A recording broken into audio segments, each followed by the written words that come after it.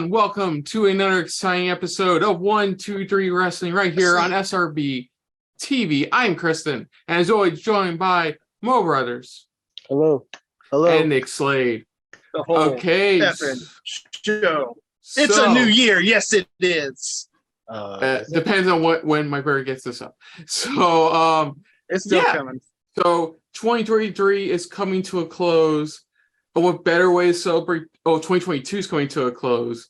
What better way to celebrate it than by checking out the best that wrestling had to offer here in the year of 2022. Now, of course, I wanted to wait a little longer. We're recording this on the 28th, just like day after Dynamite. Luckily, the newest match in the Elite Death Triangle Best of 7 was really good, but not match of the year worthy.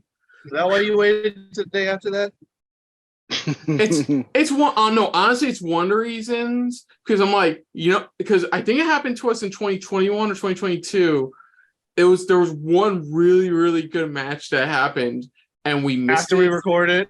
Yeah, after we recorded, and we missed it. So like, I wanted to be careful this year. Oh, definitely, we want to be careful. So like, I know, like, as of this Friday is the big Cena KO Sammy Reigns match, but I'm like, I doubt it's going to be a top 10 match. Yeah, see, exactly. So at least I want to do it one day after Dynamite, and plus they're upgrading their set anyways next week, so it should be interesting. But okay, so what a year we had! SmackDown Fist is all elite. Yes. So what a year we had, fellas. What a year we had. Trying to stretch this out as I get my list. What a year we had in 2022.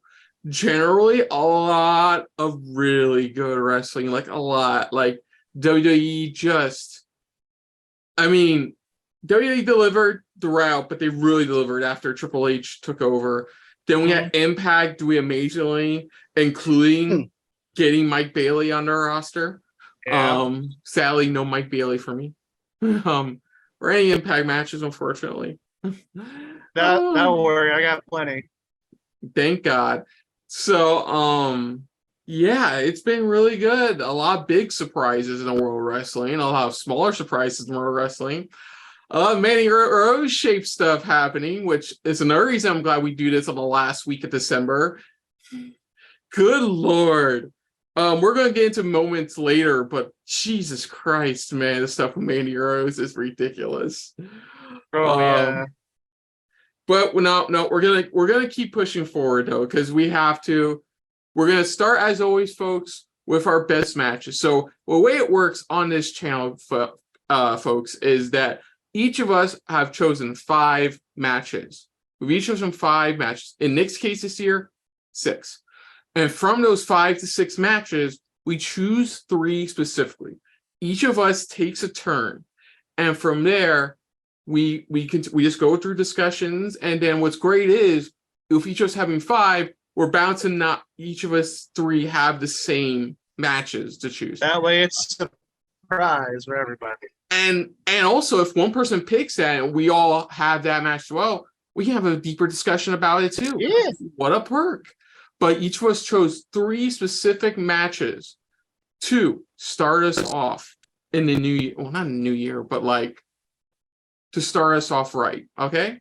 So to begin with, I'm trying to think how we should decide this year who should go first. Because let's see. I would say rock, paper, scissors, but all 3 of us are kind of on a delay. Rock, paper, scissors over it. We're kind of on it. Yeah. See, always exactly. Rock. Always rock. Always rock. Always the rock. Always rock. You know what? Let me see who started last year. Up on you guys. What was that? Am I freezing on you guys? Yeah. Well, for me, you are definitely. So let me see. Let me adjust my set. Okay, you do that while I decide who goes first. That's better. Okay, so according to what I got here, Mo went first last time. Oh, that's what we forgot to do. Man, that's my fault. We got to look back at what we thought of 2021's picks. Damn it. I'll Look, get that it's video up in It's a a sec. new but- year, different format. Let's just go Yes. with that. New year, different format. New year, do us. So I think I'll go first. Let me see. All right, I here. Okay, so this is how I'm going to do this. So I says I'm the first pick. What I'm going to do this time around, I'm going to spread out our last year's pick. So in this case, I'm going to go first. I'm going to see what my first pick was last year, and we'll go from there. So let me see. You're gonna have to tell me what mine is because I do not remember. I will let happened you last know. week. Come on, my brother. Oh, that's right. I did the guessing thing. So my first pick last year was Britt Baker versus Thunder Rosa in the St. Patrick's Day Slam Lights Out match. Yeah. Spoiler: I have no women's matches this year. You sexist. I did, to be fair, on my long list that I sent you guys, I did have at least two. I did have Charlotte Naomi from a SmackDown from February, and I had Bianca Becky from WrestleMania Night 1. If I had to choose a third one, it would definitely be Grace Slamovich from Bound for Glory. But so that was mine last year. So what's my first one this year? Stop teasing us so much, Kristen. Just tell us. Let's see. Uh-oh. I'll do what my usual guests are. Mine took place in June. And this is not going to be fair because we have multiple pay-per-views in June. Mine was a match not meant to happen. Mine was a match that went from going to be an instant classic to being an instant classic and had a nice surprise from somebody from far away show up at the end. Anyone want to take a guess? No. No, can't say. Can't say. Okay. You know, the guy's from wherever, waiting whatever, and like. Oh. Well, you're talking about Ospreay versus Orange Cassidy, aren't you? Yes, I am. My That first was one pick. of mine. I'm deleting it. Don't have to delete. No, hold on to it because if you have notes, hold on to it. Yeah, my first match is Will Ospreay versus Orange Cassidy for the IWGP United States Championship at AEW Cross, New Japan Forbidden Door. So originally this was supposed to be Andrade versus Will Ospreay, which, let's be honest, would have been a banging match, just like Banger after banger. bang out the banger. Like two generously flexible lads flying over the place. It would have been all over left, right, middle, center, but it didn't happen for reasons. Because a lot of matches we wanted at Forbidden Door didn't happen for reasons. But here, I chose this because and next year, hopefully not many problems. Do you remember how many people rolled their eyes at this? At Orange Cassidy and Will Ospreay. Fucking I know a certain person we both know did. Was it Mo? Seriously? I don't remember. No. Oh, It was Kent. Oh, Kent always rolls his eyes at wrestling and shit. I know. That's not a surprise. I know. Kent rolls his eyes at all. I got into a comment war with him about Triple H's current status of creative. Yeah, I know. So I saw it. Okay. So let's be honest. We have Will Ospreay, aka Meltzer gave me a bunch of stars this year. And we know Ospreay's amazing. We know he can do no wrong. He's had you can say it, Nick, if you want. Banger after banger. He's had amazing, outstanding matches. Ones I have definitely not seen. I've only recently heard about. And like he had, why I didn't like it, he had a really good match in the G1 finals. He's had just amazing stuff throughout the year. Then you have Orange Cassidy. One of the more underrated in-ring performers in AEW. Like, he doesn't look like it. He doesn't seem to wrestle like it, but he always manages to break out and do such a phenomenal job. Like, there's this feud with Jericho, which was really good. The stuff he had with Pac recently, especially his All-Atlantic Championship match, just absolutely amazing stuff. But people were shitting on us on Cassidy being in this match, minus Kent, shitting on this match because like they didn't believe he could put on a banger. And what happens when you put easily the best in the pro wrestling business with somebody who can easily be like your best underdog if you really let them? Pure gold, like pure match gold.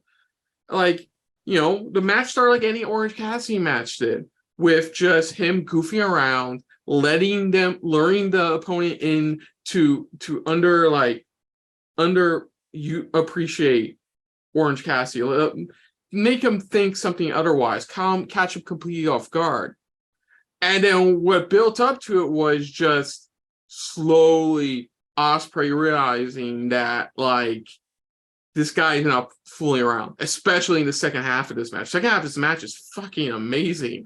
Like the spots they had, the near falls, the whirling, flipping counters all over the place from Cassidy to Ospreay, from Ospreay to Cassidy.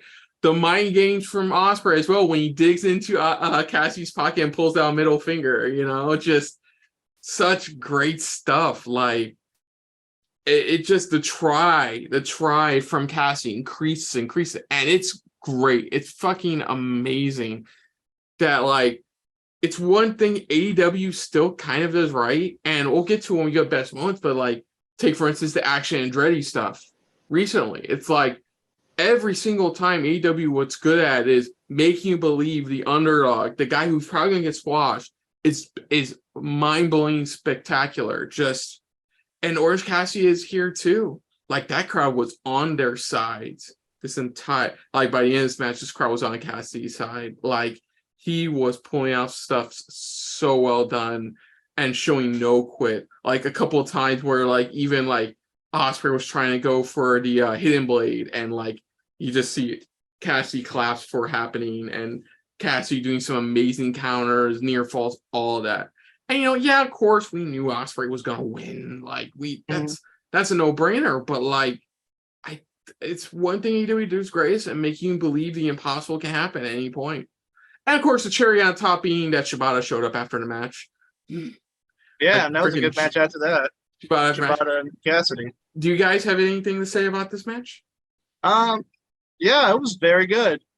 I know that Forbidden Door was I feel like this pay-per-view was cursed at one point because so many people were injured or couldn't make it. Hopefully, like there's rumors they're going to do it again next year. Hopefully, they don't have that many problems. Cross fingers on that. But yeah, this was a good match. I didn't know why people were shitting on Ospreay like this. They've seen him they were shitting on Cassidy a lot. I meant to say Cassidy. Yeah. I meant to say Cassidy. They've seen Cassidy have good matches before this. They know he can go. He's in the ring with Will Ospreay. Will Ospreay can have a 5-star match with a freaking broom. I think for some people, the last time that they saw Cassidy in a pay-per-view, like a huge pay-per-view level kind of match, was against Pac. Mm-hmm. Like and that was a good match. It was a good match. But I think it's been so far removed from that, or I guess before that or after that, in between Forbidden Door and his one-on-one with Pac, there was the ladder match that he was in, which that was, I feel like that was Revolution. Yeah, it was Revolution. He had that really cool spot where like Hobbs and Keith were holding the ladder and climbs up it just to try to go for the that was fun. That was funny. That was a good match. Yeah. Anything else, guys? We'll move on. Yeah. Speaking of Ospreay, okay. So you know my opinion of Meltzer and his ratings. have a complicated relationship with that, right? Okay. No, Yeah. please You go hear into me? depth. Please about reiterate. Oh no, you know. that. But I was looking like just by going by his opinion alone, Ospreay has had 8 5-star matches this year alone, and 3 in April by itself. I mean, in August. I mean, Ospreay is definitely one of the best wrestlers out there today. And so, of course, this match was going to be great, and it was. Yeah, damn straight. Okay, so And of next course, up, we didn't really Okay. talk about why Andrade was in the match.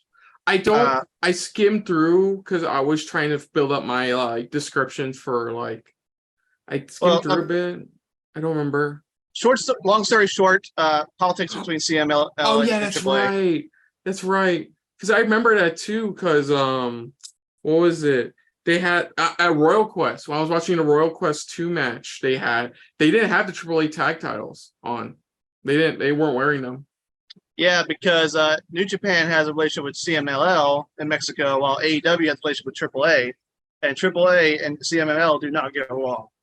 Just and so it's a little complicated family relationship there. And so because Andrade is a AAA talent, he couldn't appear on a New Japan show because of their relationship with CMLL. Okay, Mo, you are up next. Your pick Yeah. from. Oh no, he didn't give his opinion on the match. I did. I thought you gave your opinion.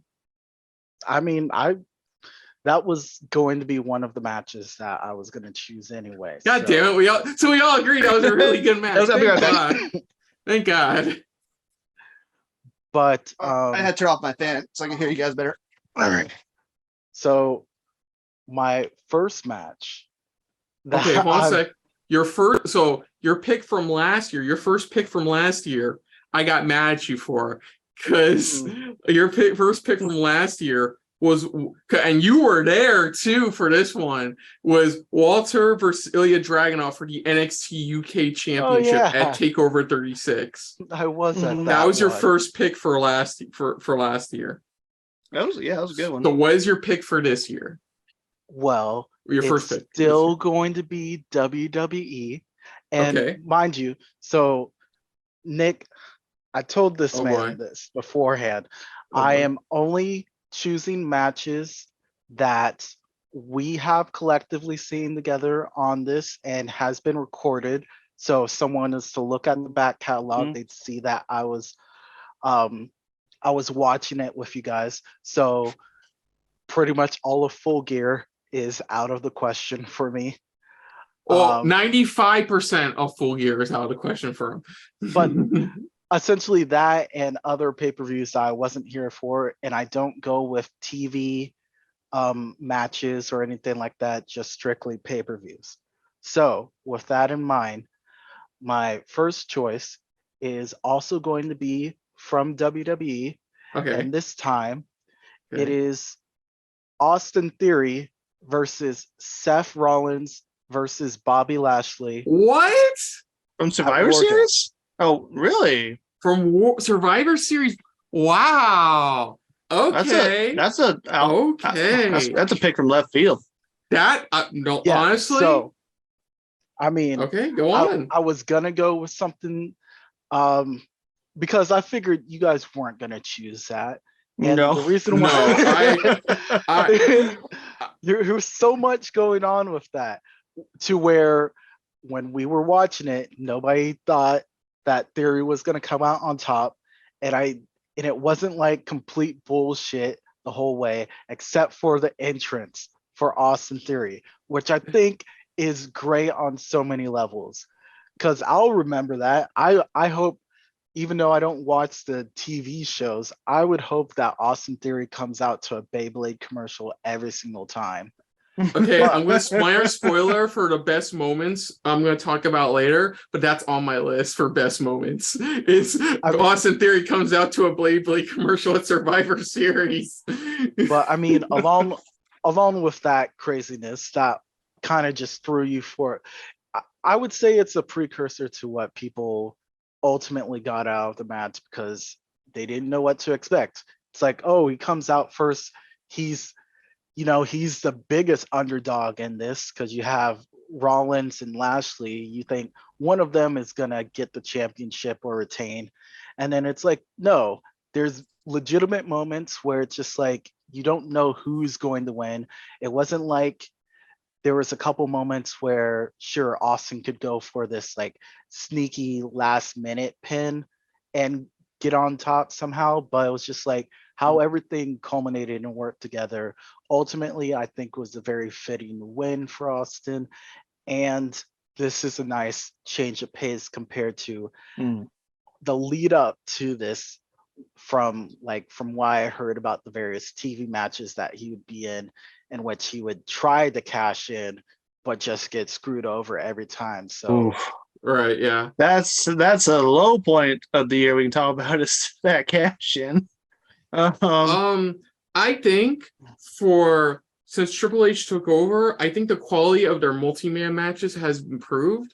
I think the biggest thing is their triple threats, their fail forward. Like they've improved. It's not because it's usually. I think I brought this up too in our pro show. Is that the quality has changed in that you don't have. It's two people at a time. They leave. It's another two people at a time. They leave. They do. Everybody's.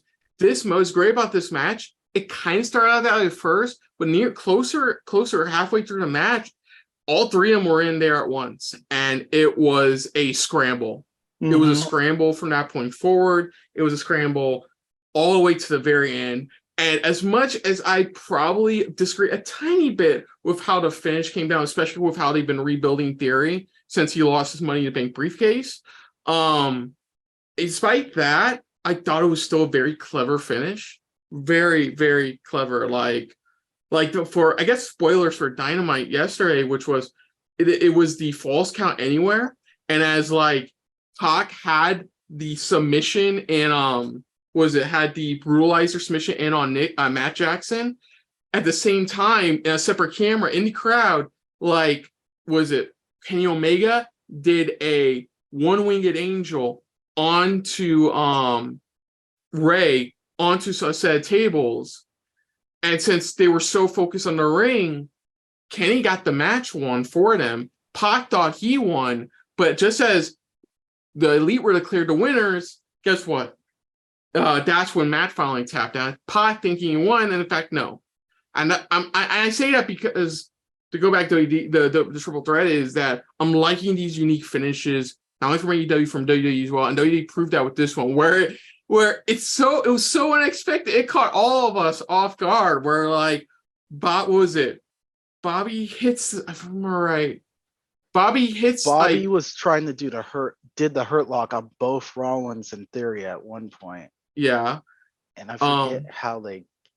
Yeah, it was like he speared, I think there was I don't remember. It was such a clever finish though.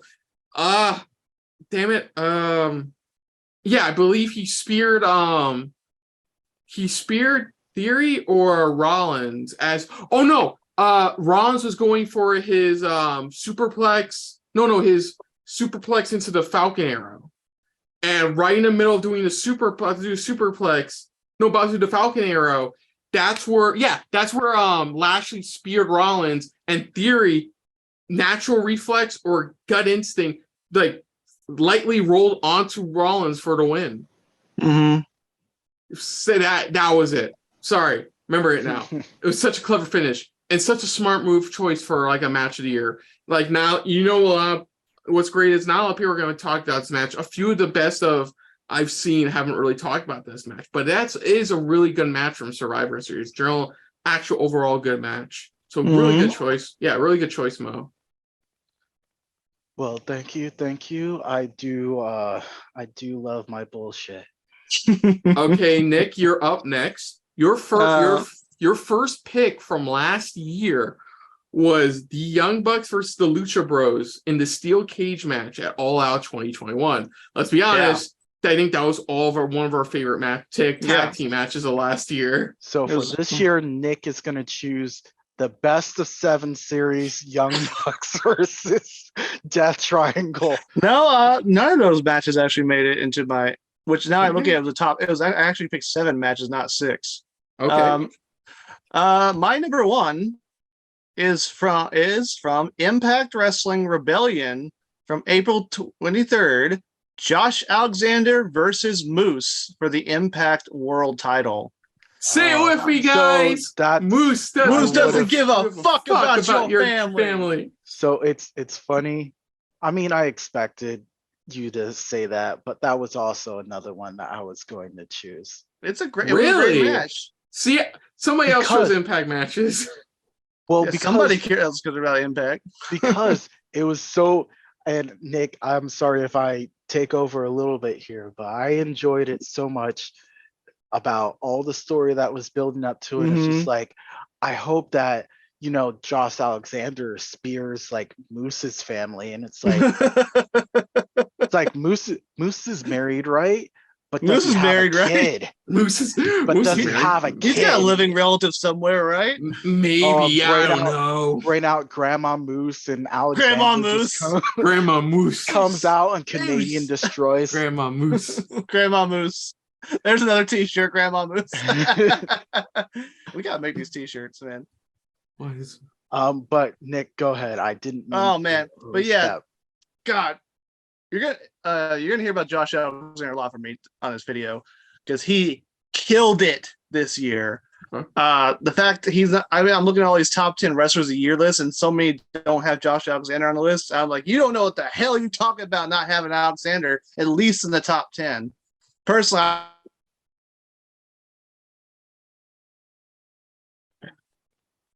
I freezing on you guys? Yes. Continue. Yeah, because y'all were freezing on me, so I figured I was freezing. But yeah, this was a great story leading up to this. It started all the way back in Bound for Glory 2021. Alexander had defeated Christian Cage to become the Impact World Champion, celebrating, fulfilling a lifelong dream. And then here comes Moose with his I'm sorry, you're call your not. shot. Call You're your shot leaving, you're gauntlet. leaving some stuff out, like the multiple shots of his wife and kid. Oh in the yeah. ring when he wins the world title from Josh Alexander. Yeah. And then Moose comes down, says, let's say it all together, I don't give a fuck about your kid. family. Speared the shit out of Josh Alexander in front of his family, pins him 1, 2, 3. Moose is your new Impact World Champion. We were like, oh my God, that's one of the biggest heel moves in a long time. Moose is such a heel. And then for this, if I remember right, for the build up to the Rebellion match, did he spear his wife? I think he tried. I can't remember. I believe his wife got speared. He did spear his wife. Yeah, it was it was like a house show that they showed on Impact. I think so. But yeah, so originally Alexander, they did a smart thing. They kept Alexander away from Moose for a little bit to build up to the next pay-per-view. What also didn't help was that like Josh had to go back to Canada until his work visa situation got sorted out. Yeah, so they used that to help out with it, the build up. But that ended up helping because we thought they were gonna have an immediate rematch of Hard to Kill, but honestly that would have just made Moose's reign too short. So they kept them separate for a little bit. Moose feuded with a few other guys. It ended up having a pretty lengthy reign, like 182 days. Then we get up to Rebellion. Alexander comes out. He's like, I'm back. I'm ready to get revenge, get my title back. The build-up was great. We had the match, fantastic match. But like, the stories wasn't great. The match itself was good. Two of the best Impact have right now, and Alexander and Moose. And then Alexander, he overcomes the odds. He gets it. Oh yeah, right. He comes out with his kid, who's just like a mini me of him. Yeah, it was adorable. Yeah, and Moose, you actually had that as your background, Mo, because we watched it a little bit on delay. So you had that on as a little spoiler. Yeah. But yeah, Alexander got the win. He got his title back, and it was the start, of my opinion, one of the best Impact World title reigns in the history of Impact Wrestling. And like he's on like a little bit after this recording. Right now, he's the second longest Impact World Champion. Before Hard to Kill, Alexander will break the record, and he will become the longest reigning Impact World Champion in Impact history. And who is he beating out? Yeah, his next title defense is against Bully Ray. And so he'll break the record before then. Is Bully Ray the highest? No, the highest is Bobby Roode's first reign. It was like 256 days, I think. So and that was in 2011. So Rude held that record for 11 years. So not bad. Sorry, I'm So watching the highlights video for the match, just as a refresher. And so Alexander will now have the longest and shortest reign as Impact World Champion. And so yeah, Alexander, I'll end up talking about him later. He has been one of the best wrestlers this year. He actually mentioned he was offered a contract by AEW and he turned it down to stay with Impact, which I think was a smart move. Yeah. No, I'll be honest. I would love to see a feud between him and Ethan Page. Yeah, but I think Karate so talking about did it. to go back to talk about the North real quick, which is a tag team between those two. Great tag team, by the way. Mm-hmm. Everyone thought Ethan Page was going to be the star of the two, but I've always liked Alexander more. And I know Ethan Page went to AEW, but look at the two situation right now. Ethan Page is kind of lost in the shuffle right now with a lot of other guys, and Alexander is the top guy in Impact. So I think Alexander made a smarter choice in that regard. Yeah, I agree. Now. No, I definitely agree. I think Alexander just signed a new contract. I think it's for 2 more years. I had to look into that. So he's going to be with Impact for the foreseeable future. So yeah, this was a great match, great story. Moose was a great heel.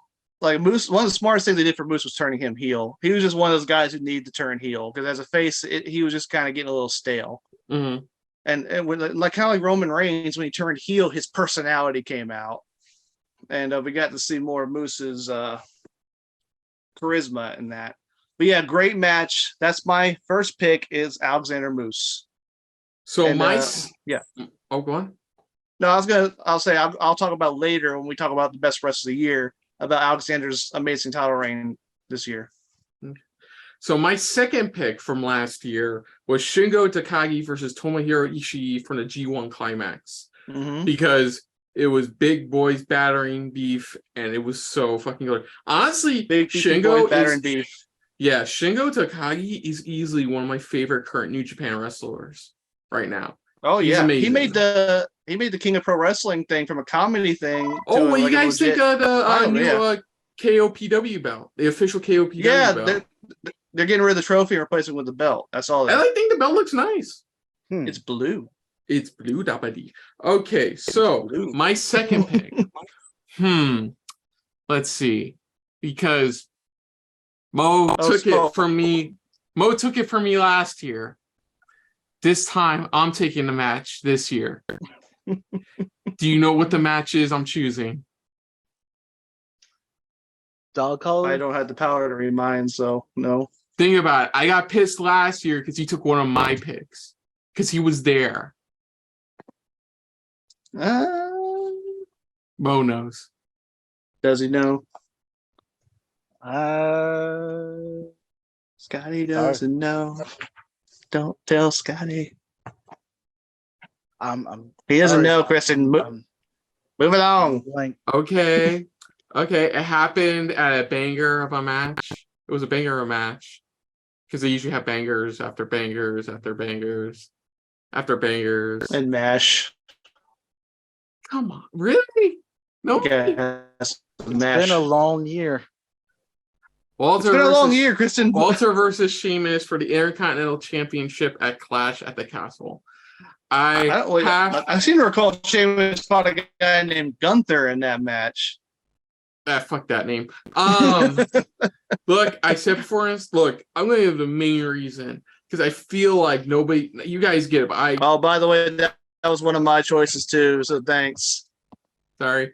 Because the original name was rumored to be connected to Gunther Stark, which was a Nazi submarine general, and they didn't research that, did they? They just like Austrian German names, and I know Walter's fine with the name and stuff like that, but for me, I can't hear the name without hearing the full name.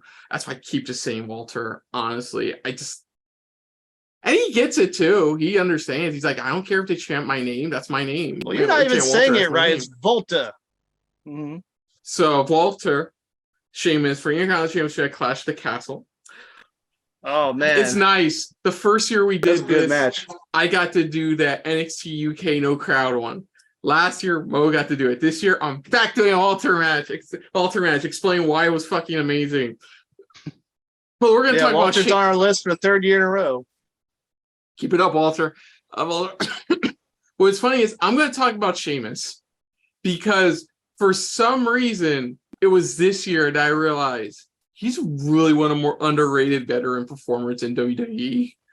I don't mean to sound like a what's the word I'm looking for? I kind of knew that before anyone else. For me, let me explain. I'll explain. Because he without shout out did amazing. Like it was a slow build up first this year. It built up, and then what helped was Triple H took over, and then from there on in, they nailed it right. Like since I started. Like it's hard to say there's such thing as a bad Walter match because since we started this best of 3 years ago, I've always managed to put a Walter match on my best of card. Like even if Mo takes her or not, like it's always managed to be one of my 5 favorite matches of the year, and this match is no different. Like and funny is the last 2 matches were with Dragon. Which is funny too. The first one we did back in 2020 was Dragon Off. The second one we did in 2021 was Dragon Off. At least this year it's a Celtic Warrior. Dragon Off. We can talk about him later. They didn't do much with him after he won the title, and then they haven't done much with him since. What was great about injured? Mm-hmm. I believe he had been injured for a while. And then just recently, came back. But either way. The problem with part of my description too about why I thought this was a great match, the problem I have is that a lot of it is what I've already said about Walter. Like, what is there to say? The man is an amazing hard hitter. He's an amazing hard striker, great brawler. He's amazing technical class in the ring. He always pulls now he has a standard finishing move, but he usually just takes him out with most ineffective moves, and he did that here in this match too. And what's great is at the same time he also knows how to sell amazingly for his opponent, like really sell, like he's getting his ass handed to him, like. And Sheamus has always been there, and what was great was they used the actual fact that Sheamus just has the Intercontinental title to win before becoming a Grand Slam champion. Like, that's it. He's done everything. He has done everything else. Successfully cashed in Money in the Bank. Won a Royal Rumble. Won a King of the Ring. Won a tag titles in both brands. Won tag title gold. With not only with the bar, but just in general. He won the US, obviously he won the United States title. And then he poorly lost it against Rusev that one time. Online he lost it. I remember that. It was weird. He won the world they're title. trying out that those exclusive online matches that didn't work out. He won both kinds of world titles. Like all he had left, the only thing he has left is the Intercontinental title. And there was that amazing promo he did. I think the SmackDown before Clash or like a week prior that showed so much heart behind what he had to say and like showed how much this drive was to take down Walter, like knowing full well he was in for the fight of his life. And goddamn, what was it, the fight of his life? Easily the best match on the Clash at the Castle card. Like, just amazing. Major. My moments are great. Like on SmackDown at the beginning of the match, all their like cohorts fighting along them. And them just standing in the middle of the ring, staring at each other. That's it.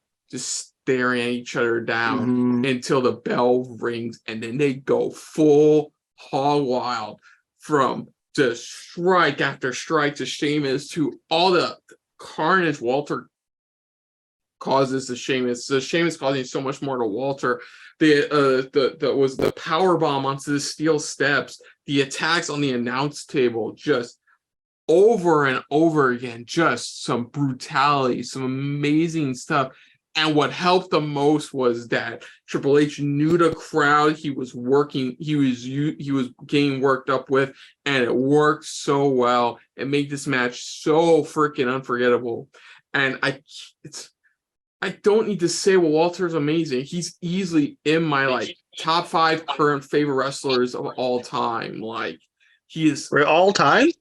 like current favorite wrestlers. Oh, current. Like, Okay. Current favorite wrestlers. Well, then like, you don't say all time. You say come on today. sorry, current favorite wrestlers of today, which is like, what was it? Brian. The wrestlers of tomorrow, today. Brian Gargano. Yeah, Brian Gargano, Lee are up there with my current favorites. Like, just he's just amazing. He had a great match at both NXT UK event. Then he had an amazing match at NXT TakeOver 36 that I'm still jealous on Mo with to this day that he got to see that live. The shirt's so warm and cozy. And smelled of chemicals. It did. I had to wash it for actually wearing it because it reeked. But it's a great match. And yeah, Sheamus lost, but God damn it, if they didn't build a solid baby face for future years to come. And while I am sad, it's probably not going to be Sheamus Walter for the IC title at WrestleMania. I am hoping we get one more match between the two before Mania comes around. Honestly. Yeah, because the rumors right now it's going to be Lesnar Walter. And I'm all for if it's the Lesnar who tries. Well, apparently it will be Lesnar who tries because apparently he likes Walter. So perfect. And he even recopied his scene when you saw Keith Lee at Royal Rumble where he go, big boy. Big boy. The thing is, will it be for the Intercontinental title? Like, will he drop it beforehand? That's what I'm saying. I am hoping we have one more hell of a match between the two and Sheamus finally gets that Grand Slam. Well, another rumor right now for Elimination Chamber is that the Chamber match is going to be for the IC title, and Sheamus is supposed to be in that. So Sheamus could win in the Chamber. We'll see. But what else I need to say, it's just a spectacular match. I'm looking at the camera, I say is go out and watch that match. If you want to know what pro wrestling is, not sports entertainment, what pro wrestling is, watch that match. It hurts. It hurts. It hurts. You feel it. You feel that match. Watch it if you haven't yet. It is worth it. The rest of the card is good too, but this is the standout match for me from that pay-per-view, in my opinion. Like, you know, a WWE match is great if you can get Meltzer to give it 5 stars. I mean, I love that match before I found out Meltzer gave it 5 stars. Oh, no, I'm saying that Meltzer is so hard to please when it comes to WWE. The fact he gave it 5 stars should tell you how good the match is. As well. Yeah, it hasn't been since Punk Cena that he gave a main roster WWE match. No, he did for a match earlier this year, which may or may not be brought up by one of us, but we'll see. We'll see. Okay, so give me a sec while I look this up. So Mo, let me see yours. Oh, can I comment a little bit on the match? Go on, I'll look this up. Yeah, this match. This is on my list too. I think what number did I have it as? This was number 3 for me, so it would have been in my top 3.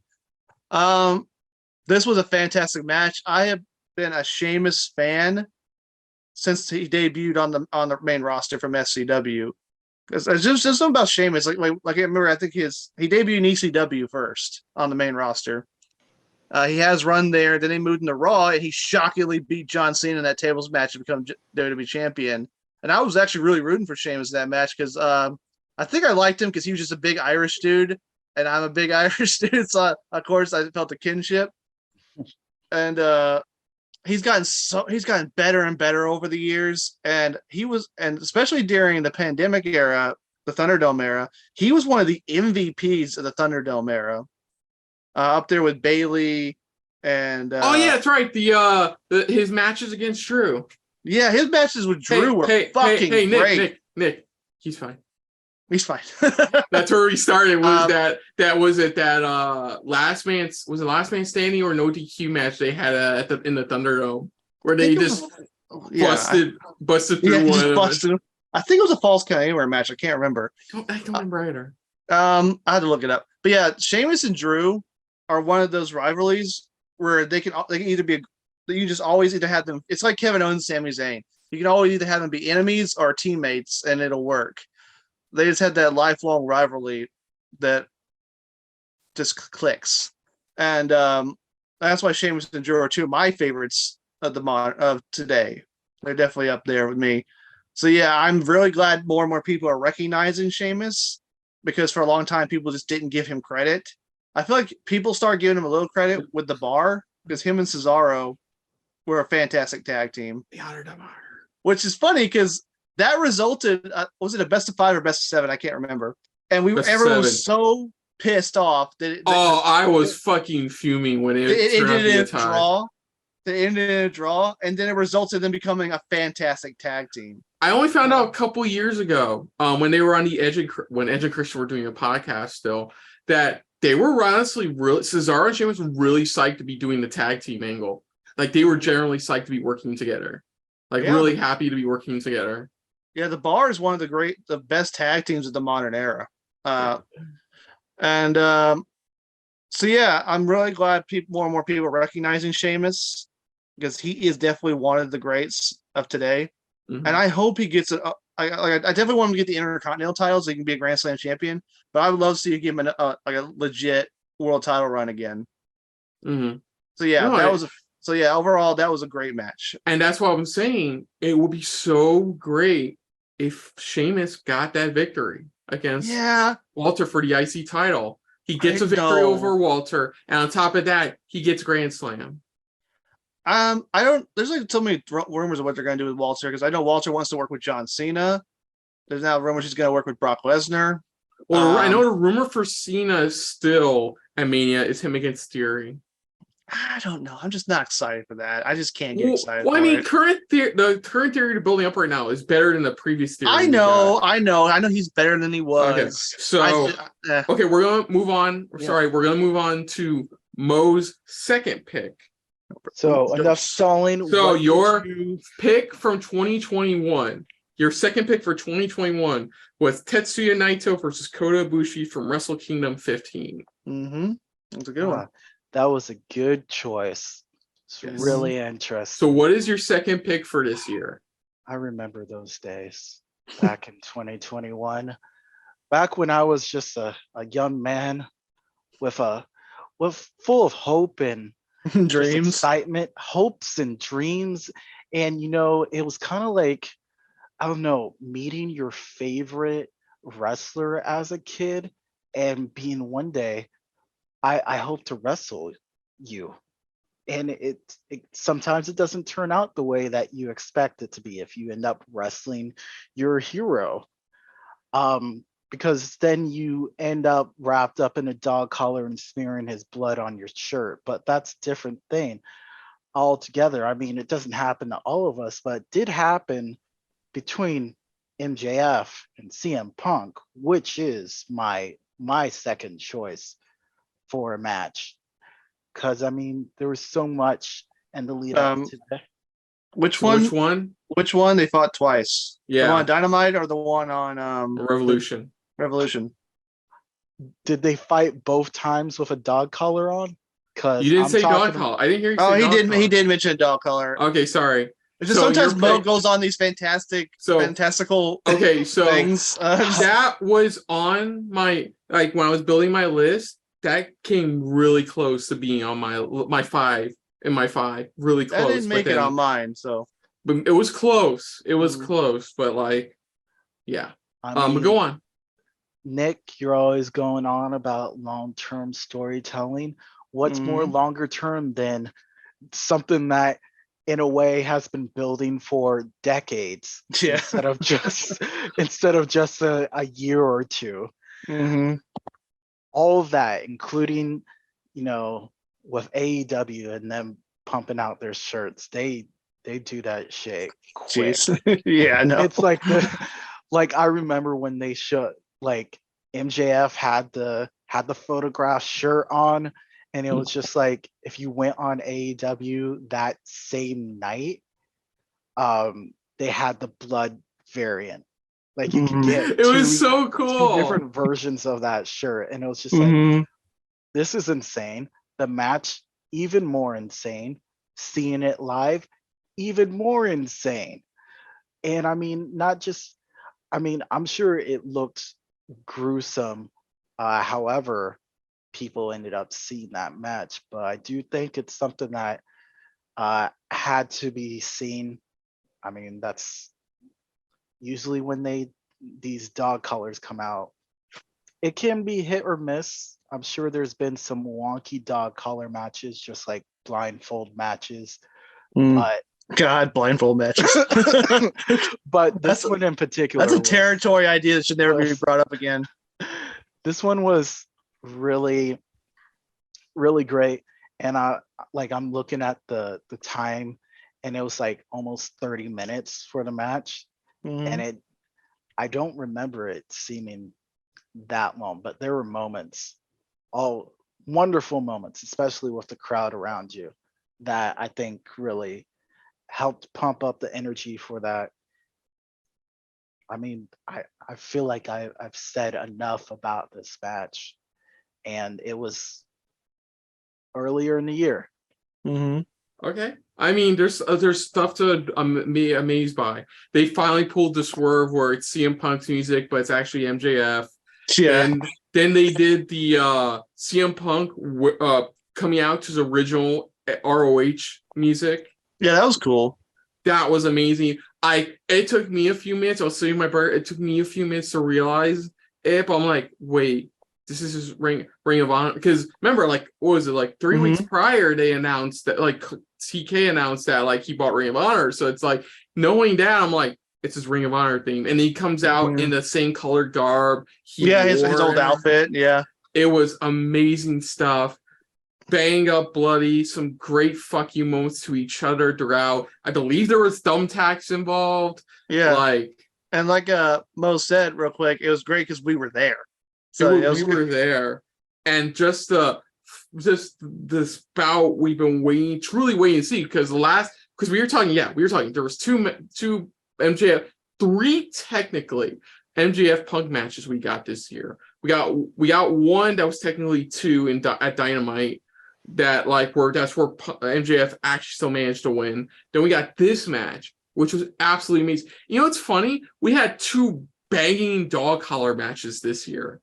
We're gonna have to use a different adjective there, because the combination of banging dog collar match, just we had Mo, two really well there done. are children watching. They shouldn't be, but there are children watching. We had two really well done collar matches this year. There you go. What was the other one again? Was the the Ring of Battle. Honor. Yeah. That one. Mhm. Oh my god, that one. That trilogy, man. Brutally amazing last. But anyway, sorry. But that was great. Then on top of all that was the amazing face turn from Wardlow in that at the end of that match. Mm-hmm. He shows up, goes, "Where's the ring? Where's the ring? I don't know." Oh no. MJF eats a GTS, and then Wardlow goes, "Oh, there it is." Dude, it's one of my favorite face turns like ever. Like, it's so beautiful because you know he's had enough of MJ's bullshit, and he just goes, "Oh yeah, there it is." Wow. Yeah, I hate to go a little down, but I'm really Wardlow a year later now.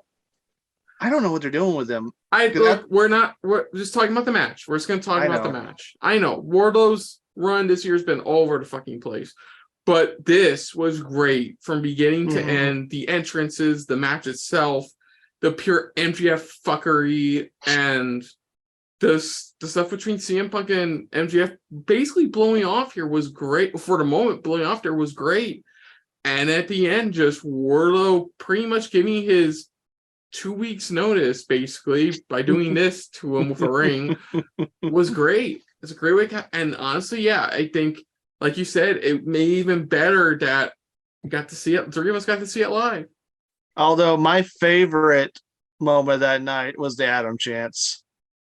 Want Adam sucks. I mean, that was we want magical. Adam. That was magical. I will Let's never go, forget Adam. that my entire My life. favorite part too was when like Hangman Mouse to Cole. They're chanting for me. They're chanting for me. I mean, if I was gonna go with one of the more stupid bullshit times, it would be that. It would be that match, because that's Hey. all that we were focusing on. How can we just make this as generic as possible? Oh, Adam's gonna get knocked the hell out. Not if Adam gets to him first. Oh, and before I Oh. forget, people are gonna forget this because it was early in the year. The triple threat tag title match from Revolution yeah. was really good as well. Like Yeah, Dressing outstanding. Express, Redragon, and Go check it out. It's not on my Young list, Bucks. but goddamn it, there's a reason why it's on my long list. That was a really good fucking match. It's disappointing what ended up happening with Undisputed Era and AEW, but It is what it What is. can you do? Yes. It is what it That's the life. Okay, Nick, your second pick from last year. Hold on a sec. Was another Wrestle Kingdom match was Okada versus Ospreay from Wrestle Kingdom 15. Mm-hmm. And now we're getting Ospreay versus Omega, which are an early match of the year contender. And there was and it was Ospreay Okada match from this year. They almost made it on my list. It was on my long list. It didn't make my 5. It came close on mine, but yeah. What's your second pick for this year? You know how I mentioned how it's very rare for Dave Meltzer to give a main roster thing a 5-star match. Well, Yes. this is the one I was talking about when the first one he's done since Punk Cena Money in the Bank. It was Hell in a Cell, June 5th, Cody Rhodes versus Seth freaking Rollins. With Cody Rhodes taking on the Seth Rollins with a torn bicep and one of the most gruesome but cool reveals I have ever seen. Thank fucking God somebody chose. It was on my 5. It was on my 5. This was a great match. I mean, this was I watched reactions from fans. Like, no, the live reactions wrestling fans did. I would say like 90% of them literally outwardly screamed, "Holy shit!" I know. I mean, okay, so a little backtrack. Cody Rhodes left AEW early this year to surprise a lot of people. Like, there are still people to this day who say it was a work. It's work, brother. He left AEW surprisingly, came back to WWE, debuted at WrestleMania. Seth Rollins, not so surprise opponent. A lot of people kind of guessed it, but the surprising thing was he came out as American Nightmare Cody. He kept his ring attire, his look, his nickname, his theme music.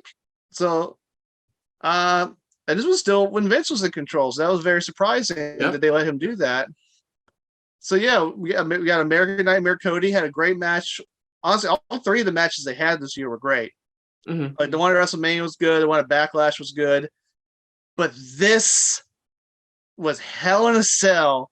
And Cody leading up to his injured himself while he was training, and we didn't even know if he was going to be able to make the match. He was going to do the match, and when we saw the reveal, oh my God!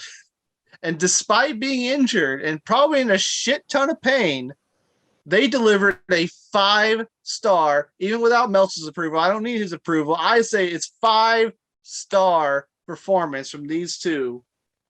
Oh man! Unfortunately, though, it resulted in Cody having to leave after this, which hopefully he comes back soon. So, a quick update on that, because Raw did a best of, and nobody really watched the best of. But they announced Cody was going to be there, and he was.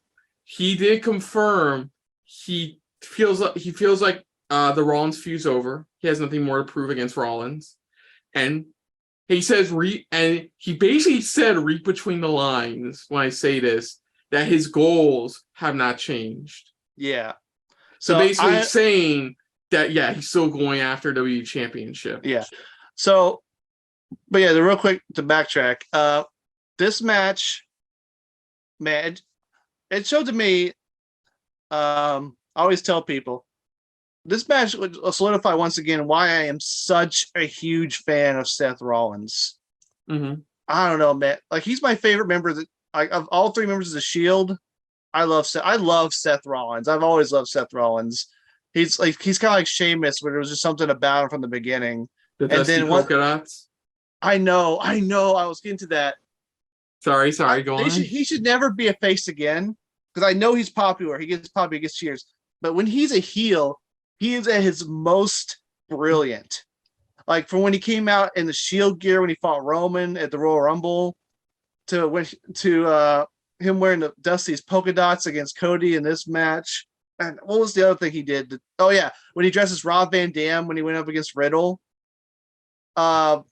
His psychological warfare is just hilarious, and his suits. Oh god, we can't talk about Seth Rollins without his amazing suits. I have to see his closet just to see all of them sitting next to each other. I love Seth Rollins, and people give him a lot of shit because he talks shit on Twitter, especially about Will Ospreay.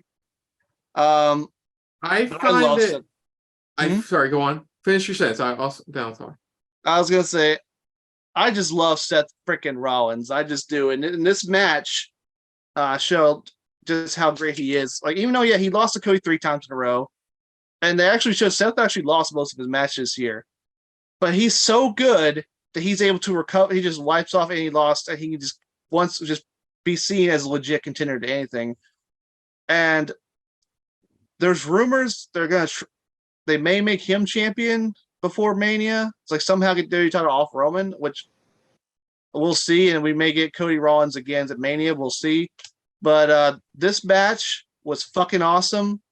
And I can't wait for Cody to come back. I'm hoping he shows back up at the Rumble. You gotta imagine at first being mad at the doctor who told him, yeah, you can go ahead. Like, but then to be fair, it's already torn off. He can't do anything else to it. Then Cody explained, no, doctor said, like, you cannot do any more damage to this. I know. It's torn the fuck off. It's off. It's like, you're still gonna hurt. But the first half is all Cody hurt. The first half is all it's going to hurt a lot still. And what's what Miz match great? Like, we go, okay, yeah, that hurts, but they'll ice it off. They'll be fine tomorrow. Oh, they cut them so little. They'll stitch up fine tomorrow. This dude literally came into this match going, I know every shot he's going to take on me, whether legit shoot or not, is going to hurt. He was wincing before he even took off his fucking coat. He was wincing. He was deep breathing this shit. Like, knowing that he was in for like a roughly, I don't remember how long the match was. I think it was like 20 minutes. Like, I could look a line, like roughly a 25 plus minute match. Like, it was insane. Like, absolutely insane. You know, it's 24 minutes and 20 seconds. You got to before I did. Okay. But like, you know, his father would have not, God bless the man, if he wasn't. God bless the American dream. Bless the American dream. If he was alive today, would not have fucking been happy about his son doing that. No. Like, probably would not no have father been. would. But see, this is what I wrote in mine. And that's what's funny is this isn't the first time we've seen this. Remember Sami Zayn? Remember Sami Zayn's US title open challenge against Cena? Before he started the fucking match, he injured himself. And he still fucking went through the match and had a really good match. Mm-hmm. So that's what I thought about when I was writing this stuff down about talking why this match was great. Like, it's Rollins is fucking amazing. Cody has proven since he joined AEW how much he'd be amazing, how much he's good at weaving his story. Mm-hmm. And he knew with his injury, he could weave a great story in a match. And I know this is controversial to say, has AEW storytelling really been as good since he left? I don't think we gave. No. Like, I'm guilty of this. I didn't give Cody enough credit behind the creative of AEW. And I will admit that AEW has not been the same without him. Yeah, I'm sorry. I agree. Yeah, Cody was like the linchpin of the storytelling, the booking, and like it was on my long list, but I did. Yeah, we can talk about AEW's booking this year when we talk about like overviews of the year. Yeah. But like Rhodes Guevara was on my long list. Oh, the one at Beach Break? Yes, the one with the iconic cutter spot. Mm-hmm. Honestly, that was the only part I remember of the match. That's why I didn't really put it in my 5, because I'm like, it was just a lot of usual ladder spots, but that was the only truly memorable spot of that match. Was that cutter. We shouldn't have been surprised Cody went through this. This is the same Cody. He went through a flaming table for nothing. No, that was on dude. No shit For nothing. It was for nothing. Dude, I believe, yeah, that was on mine too. On my description, why this match was great too. It was the man. I put it here, the madman who, mind you, has put his body to lure health in order to compel a story. I see you, burning table spot. Burning table spot. Oh man, we talk about Cody a little bit. His booking this year has been so weird because in AEW, people just went John Cena on him. They just started booing him.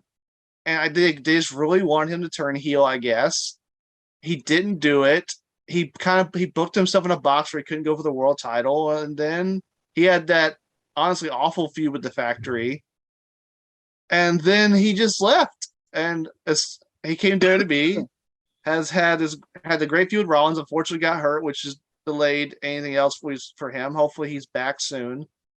I hope he's personally my pick to win the Rumble this year, my personal pick.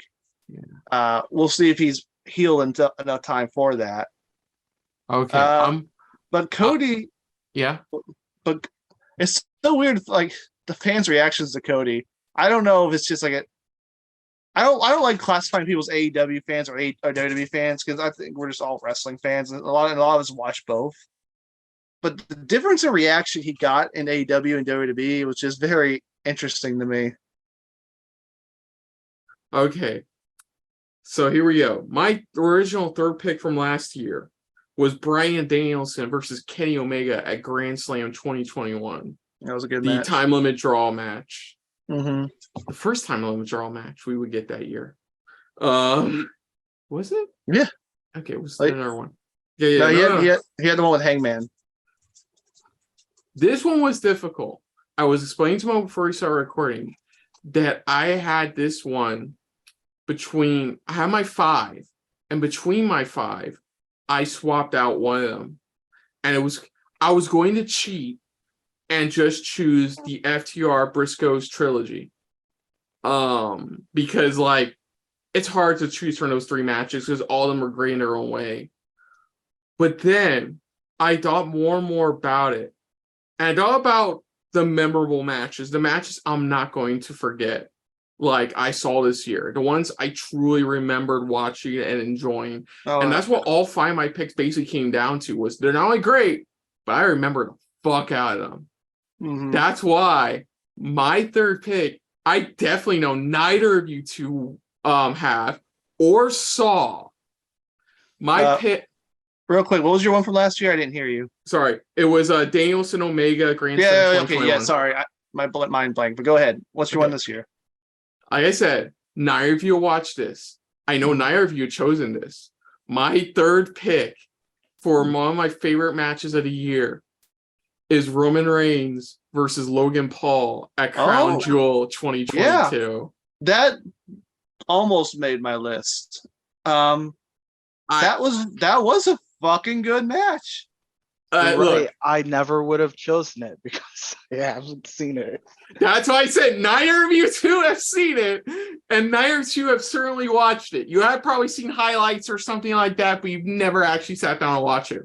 And look, I only get it. See it through me. To be fair, I haven't had WWE Network for a little bit because I'm saving money. You have Peacock. I don't. Peacock? I'll give you. I'm sorry. That's what I meant to say. I don't have Peacock because I'll give you my account info later. I never really. I only use Peacock to watch the pay-per-views, and we already watched all that together. The Okay, only reason I didn't so- see is because we skipped Crown Jewel because my Saudi Arabia for you. Yeah, like I know. Like, here's a couple of things I know. My blood Elimination money. Chamber was one of the worst pay-per-views of the year that I can Yeah. remember because I was quite intoxicated by the end of that. Well, we did drink. We did drinking game for that one. But look, I get it. Logan Paul is one of the most hated internet celebrities in the world. Like, you don't need to tell me I saw the video of him taking photos of the forest. No. On top of that, this was also a Saudi show. I don't watch Saudi shows. I don't care for Saudi shows. We don't react to them. We did this year because I was curious because the following year's Crown Jewel was actually surprisingly decent. And this year's Crown Jewel was, again, surprisingly decent. Until this match fucking happened. Like, That was great. It's hard to disagree that not only is this hands down one of the most surprisingly amazing celebrity matches of this year, but of all time, honestly. Yeah. Honestly, is Like- it fair to call it a celebrity match considering he's a signed member of the roster now? Well, I mean, he's still part-time yet. So I Yeah, mean, but is he really a celebrity now? It's like Ronda Rousey's not a celebrity match now because I'm she's pulling, honestly, a I'm main still gonna pull the celebrity card right here. Because he's definitely more known. He's definitely more known for So- being a celebrity first than a wrestler. So Second. this is overtaking Bad Bunny's performance. This is overtaking Johnny Knoxville and the Jackass Crew's performance. Oh, let's not forget Pat I was McAfee. heavily considering putting Knoxville Zane in my 5. Like, It was fun. That was it a was fun really match. fun. I really enjoyed it. Here, but let me explain. I have my description here. Logan Paul has managed to astound the general recipe by having some of the most surprisingly well done matches of the year. He has Considering matches, he's only had 3 matches his entire life. he has match against the Mysterios at Mania With this The year. Miz. He had the match against Miz at SummerSlam, which I guess you could say was his weakest, but like he still It did was still fucking good. great. It was still good. Like that. Oh my god. He's proven he's a natural. Mm-hmm. I mean, he Yeah. proved he actually get a iconic wrestling injury too at the end. I of this saw match. one person describe him as a prodigy. Look, I'm already kissing his ass by putting him on my list. I'm not going. any further. I'm being fair because honestly, I think I can be fair about this because I'm kind of neutral of Logan Paul because I really didn't really follow him. And I heard suffice to about say- the Forest incident. I've researched him, I've been seeing other incidents, but I never really had an opinion about Logan Paul, positive or negative. So I feel like I was able to look at his wrestling performances from a neutral standpoint. Yeah, same here. From a wrestling standpoint, yeah, neutral opinion. But let's be honest, when we knew this match was happening, we were all uncertain. Like, what? Like, look, we get it. He had a great tag team match with The Miz. He had a great match. He had a good match with The Miz, against The Miz, but now he's going up against the top level star of the company. Like, look, we already know Roman Reigns is not the best wrestler in the world, but goddamn, he really knows how to show how dominant he is. Like, we knew he's not taking it off of fucking Roman. We know that. We know that for a fucking fact. I would bet my own father's house that he wasn't winning. Your father probably wouldn't appreciate that. No, he wouldn't. You know how quickly there would be men in robes coming after you and your family for that house because they heard you make that bet. Let's talk about the insane spots too. Yeah. Do you want to talk about how he did a better buckshot Larry than fucking Hangman Page? Or how he jumped, did a frog splash through the table while taking a selfie. That was my next part. The picture perfect frog splash to the announcer table while holding a phone, recording it all to Instagram. Like, serious. And you can watch it. I watched it. I unintentionally On Instagram. watched it. It's fucking ridiculous. And then he had this whole thing where he had metal in his hand, his hand, where he had that one lucky shot that took him 2 in this match, which was, I don't know, a bit weird. But he got a couple really good near falls from that. If I had one gripe, his brother really knows how to needs a trainer to work on doing worked punches. The ones he did against the Usos in this match were bad. Well, Were bad.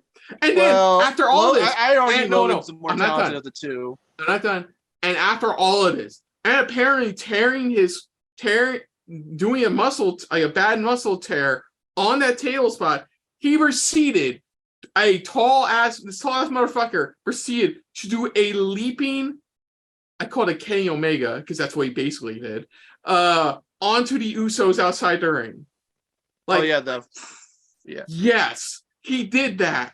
Apparently with a torn muscle, he did that. Back-to-back matches with the wrestler was injured during the match.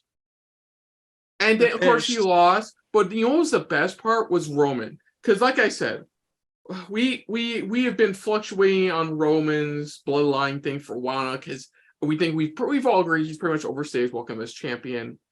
But here, his selling that he almost lost his titles to Logan Paul, of all people, after this match was cherry on top, chef's kiss. Like, amazing. He sold how close Logan Paul got. How fucking close. He didn't do that with Brock those last couple of times. He didn't do it with Brock at all. He didn't do it with Kevin, with KO. He didn't do it with Rollins. Like, he did with fucking Logan Paul. To be fair, it would have been way less. It would have been more of a surprise if Logan Paul had done it. And it's weird to say that after all of this, I'm looking forward to the next match we get with Logan Paul in WWE. Yeah, I think Logan Paul is a natural, and I think he's picked up the sport. The only person I can compare it to someone who picked up wrestling so quickly, and I know I may make some people mad giving him props by comparing this person, is Kurt Angle. Because Kurt Angle came into pro wrestling and picked it up like that in a similar fashion. Logan also has did wrestling in his youth.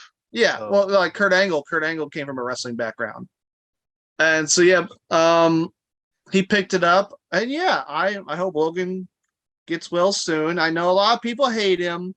He has apologized for the bad stuff he did. And he's constantly I know you don't follow him or keep up on what he's done, but he's constantly got himself in this shit. Like the Pokemon was one thing. That was his own fault, to be honest. There's another thing that he's currently in which it's YouTuber like shady stuff. But I mean, not to take away from his ability.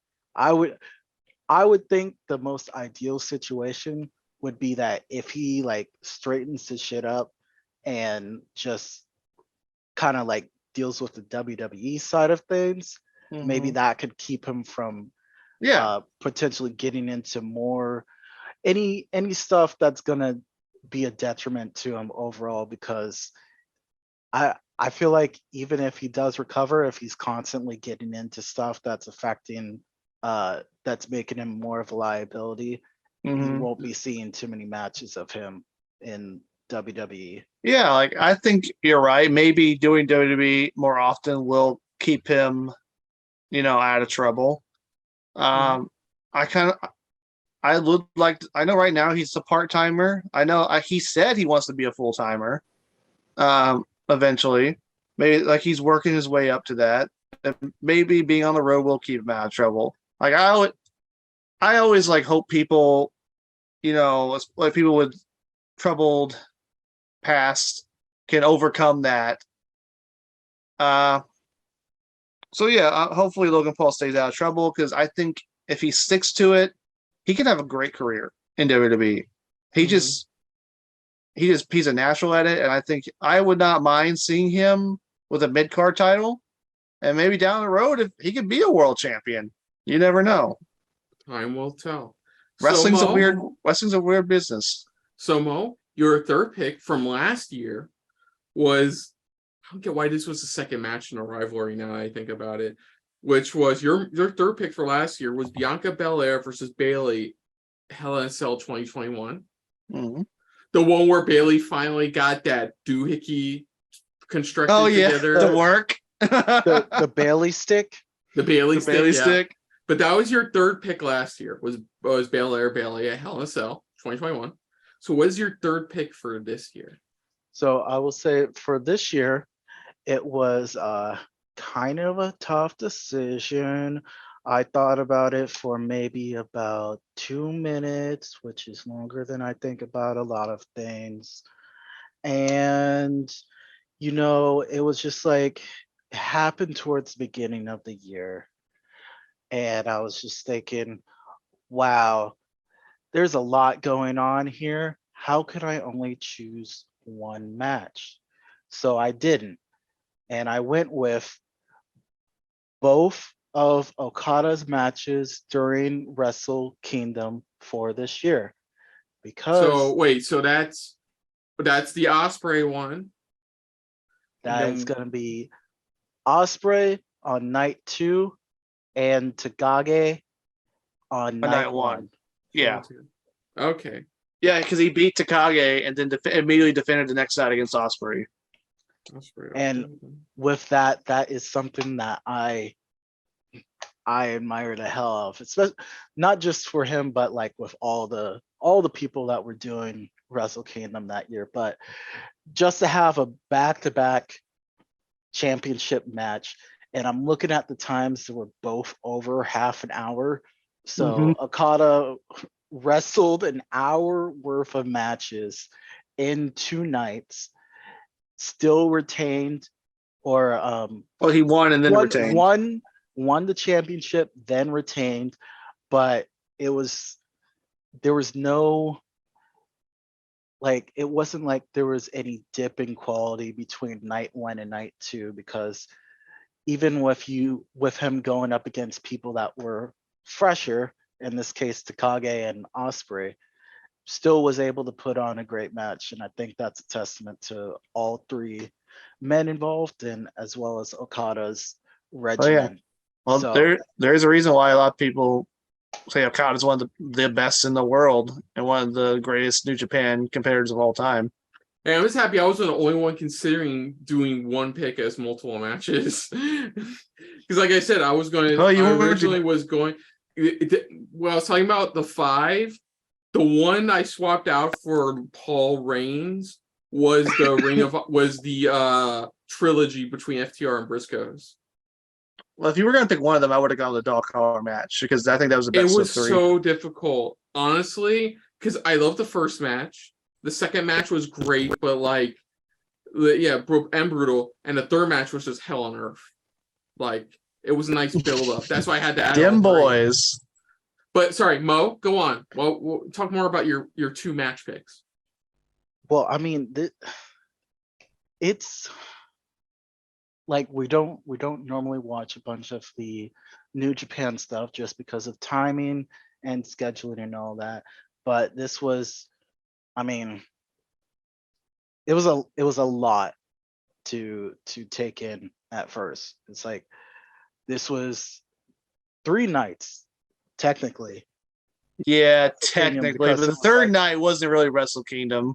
That's why I'm hesitant on doing Wrestle Kingdom 17's night 2, because it's like 3 weeks. Why later. Is it so far apart? Like, what the heck? I don't know. That's why I'm hesitant. That's why I told you guys I'll have to get back to you, because I'm not even fucking sure. That is so weird. Why would you do night 1, then New Year's Dash, and then 2 weeks later do night 2? That's just call it something else. Like, what the hell?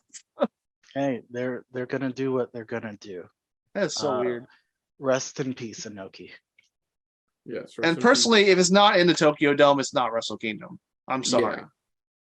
Yeah. Honestly, both matches were really good. It sucks I don't remember them as much because they were in January of earlier this year. This year. We still have a couple days left. I know it was earlier this year. That's why I don't really remember them. I do remember Ospreay Okada a bit more because they went ham, and then they proceeded to go even more ham and the G1 finals. But this time, Ospreay pulling the greatest hits of opponents who have beaten Okada. So he was doing a Styles Clash. He was doing, I think he did a coup de grace. No, wait, no. Okada. No. He was doing a Styles. He was doing moves from other opponents that have beaten him. I'm surprised he didn't do a tsunami splash. Because, by the way, one of my favorite moments of the year was fucking Jonah has a clean win over Okada. Yeah, that did happen. But no, yeah, it's the story of two rivals. Like, two people used to be brothers in a chaos, and then Ospreay said otherwise. I think, was that last year's G1 or the G1 before that? Like, said otherwise, and like Poor Okada keeps having people turning on him. Like, it's happened a lot. It's like, Well, he's essentially like Sting. or like Cody in AEW. Cody got betrayed a lot in AEW. to be fair, no. To be fair, it was so obvious MJF was going to backstab him. It wasn't. To be even fair, funny. it was really obvious that Jay White was going to turn on Okada. That was just made Okada look dumb. It's like, hey, Jay White, and Jay was like, I want to join Chaos, and Okada's like, that sounds swell. That won't backfire on me at all. That's why I'm saying that it's more along the lines of Sting, because like early WCW Sting's teaming up with people like Ric Flair, who's had And Lex Luger. Yeah. Ric Flair and Lex Luger, and it's like, why don't you guys be my tag team partners? It's like, oh no, I've been betrayed again. Surf's up, dude. Like, that's check it, bro. No, but both matches really good. I didn't like, personally myself, I didn't like Takagi losing the title. Like, yeah, especially as much as we love Okada, he's had a lot of top runs. Yeah, look, I love Okada, but I need a break. I need a timeout from Okada. Well, we're not getting one for this year's. We're not getting one for this year's Wrestle Kingdom. He's in the main event again. He knew he's going to take the title off of Jay White. I know. It's just like, I like Gedo, but he favors too much, because it's literally the main event. His two favorites, Okada and White. Yeah. But no, the matches he had this year, regardless, were good. The two matches he had Wrestle Kingdom were really well done. He is a very impressive pro wrestler. I can never take that away from Okada. Like I said, my biggest issue is he needs to take a break from championship runs. He really does. Yeah, like New Japan has like 1,000 belts. Go for one of the other ones, like Tanahashi. Yeah, Ospreay Okada was on my long list, because Tanahashi's been he goes after other belts. He's had multiple reigns, U.S. champion, ever win belt. Like, there's other belts. I was like, yeah, Ospreay Okada was on my long list though. So I'll give you that much, Mo. Anything else to say about the matches, Mo? Or no, I mean, with you guys, like, again, I don't follow as much of the New Japan, or I don't watch as many of the matches. So when it comes to like G1 or Super Juniors or any of those other events outside of Wrestle Kingdom, I'm not watching them. It's more of, I'm hearing bits and pieces about the matches. It's like, this is awesome. It's like, okay, I expect this to be awesome. So there's only so much that I could get into, but I know that you guys are more aware of the history of all of. Dude, I was dangerously close to putting a G1 match on again this year, because what was it? Juice Robinson had his feud match against Finley, and it was really fucking good. Like, the ending alone was fucking great, and like Finley won, and it was so satisfying, and his speech after was great, because it led into an eventual match he had against Ospreay for the US title, because the entire I guess I'll speak about this a little. The entire G1 thing was like Juice Robinson having the US title, but he wasn't a US champion technically. You saw that at Forbidden Door too. Like, Oscar was current US champion, but he didn't have the title belt. And like, that was, and the US title scene was got a little confusing this year because of injuries and sicknesses. He was bragging about, he was telling announcers to call him US champion, and when it finally came to the match against Finley, it was fucking beautiful. He finally shut up Juice Robinson, and it was great. But no, I can see why he chose those matches, Mo. They were amazing matches, worth checking out, especially the Okada Ospreay one. That one, if I had to choose between the two, it would definitely be the Ospreay Okada one. Definitely. So Nick, your third pick from last year was at Full Gear 2021, Hangman Adam Page versus Kenny Omega for the AEW World Championship. Easily an amazing cap off to an amazing multi-year storyline match.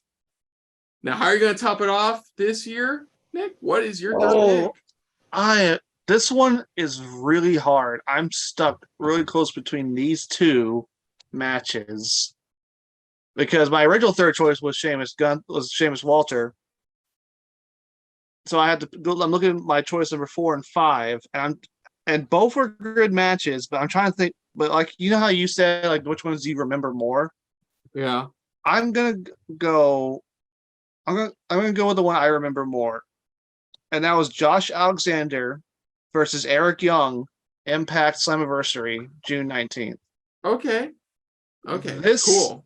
I'll let you know, the one that came close was Bryan Danielson versus Jon Moxley at AEW Revolution. Oh, motherfucker. Oh, dude, I'm surprised none of us went with Jericho Kingston at Revolution.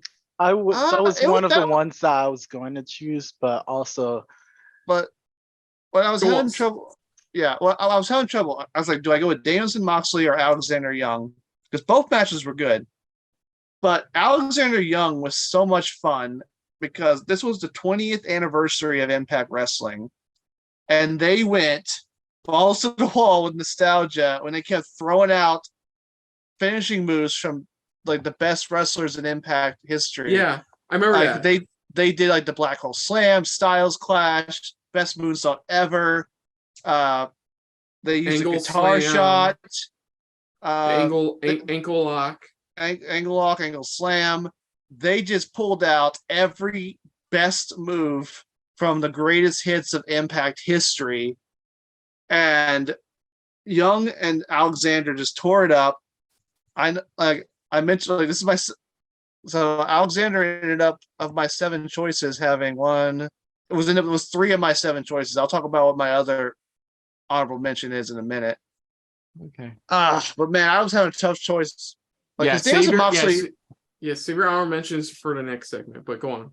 Because Danielson Moxley was a good match. It was very good. It set up the Blackpool Combat Club. But I was like, which one made me feel more? You know what I mean? Like you were saying, like things that stuck in your mind. And Danielson Moxley was a good match, but I just remember it as a good match. Alexander Young, I remember for all the fucking great moments they pulled out in that match. Mm-hmm. And it was a great pay-per-view overall. It was celebration of my favorite wrestling company, Impact Wrestling. And it was a celebration of them overcoming all the odds of these 20 years that people kept thinking they were going to die. And they proved themselves to be hard to kill. Yeah. Boo. Boo yourself. It's like I see what makes you cheer. I see what you cheer for. But yeah, but this was a great pay-per-view. I remember one of the we talking about moments of the year. We were surprised that AJ Styles actually was allowed to make an appearance on screen to celebrate Impact Wrestling, which and that was before Triple H took over too. So yeah, Alexander Young, great match. They had all these cool moments, and Alexander continued his fantastic reign. And I'll talk about some of his other matches when we talk about like year in review and honorable mentions. Okay. Anybody else have any thoughts about this Alexander Young match? Made me remember that my favorite Impact World Championship match this year was the one he had against was that Bound for Glory, Eddie Edwards. Yep, that was in my 7. That's gonna be one of my honorable mentions. I would say that's my favorite Impact. One of my favorite Impact matches of the year was that one. That one was hard. Was up there too. When I was trying to decide between Young and Edwards. No, this match, from what I remember of it, yeah, it was good. It was like what I said about the G1 Climax finals this year. Ospreay pulling out the greatest hits to try to take out Okada. Mm-hmm. Yeah, and that was the same. It was pretty much the same thing here. Them pulling out all the stops. Alexander pulling out all the stops from previous champions to take out Young. Mm-hmm. And now Eric Young has been stabbed to death. Well, we didn't actually see him die. we just He's saw him been get stabbed to death. So are you saying that Eric Young has turned into Michael Myers? Yes, he's been stabbed to death. Well, yeah, because Joe Doring and him met in a prison, and Doring decided, yeah, this is my group now, and they had a prison fight, and he stabbed Eric Young and sent him to WWE land. He stabbed Eric Young and isekai'd him to WWE. Is what he did. I stab you. So, speaking of which, to update you on that, so yeah, Joe Doring is now in charge of Violent by Design, and I'm not Joe Doring, sorry, Cody Deaner. I don't know why I said Joe Doring. Deaner stabbed Eric Young, and he's in charge of Violent by Design. Joe Doring, unfortunately, his cancer came back, and he's taking a hiatus to deal with that. So prayers for Joe Doring. Hopefully, he recovers from that. And they've added 2 new members to make up for it: Alan Angels and Connor from the Ascension. He's so now two former guys who had power stables that were all about darkness. Yeah, but Connor's down there named Big Con. He isn't really teaming with Victor anymore. So yeah, Impact's done a great job though, taking people who had bad gimmicks in other companies and reinventing them. And I am glad to see Alan Angels. He's a good wrestler. He should be good in Impact Wrestling as well. And they've tweaked the name. They're no longer Violent by Design. They're now The Design. A little less violent for this modern age. Yeah. Yeah. So now the group is Deaner, Angels, and Big Con until Joe Doring comes back. Okay, cool. So now and Eric Young apparently is going back to WWE, so we'll see how that works out. Rumble. So those are each of our third picks for what we thought were our personal fave 3 matches of the year for 2022. That doesn't mean there were any other good matches. So we're going over our honorable mentions. Now, these are basically, I'll boil down to basically the matches none of us talked about from our 5. If you want to add one more, that's fine. But we're going to be quick about these. About these. Both mine got mentioned, but we can talk about them. Okay, so because what's great is you guys mentioned all of mine, except for one. My 5th, the other honorable mention match that I didn't get into my 3 was Swerve in Our Glory versus the Acclaimed at All Out 2022.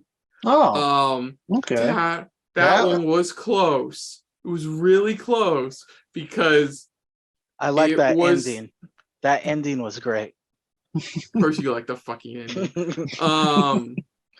It was amazing how I'll keep it quick. It was amazing how the Acclaimed got built up so much. The reason I didn't ultimately choose it from one of my 3 was that I still am in the small band cap that thinks TK should have played the Audible and gave it to the Acclaimed that night.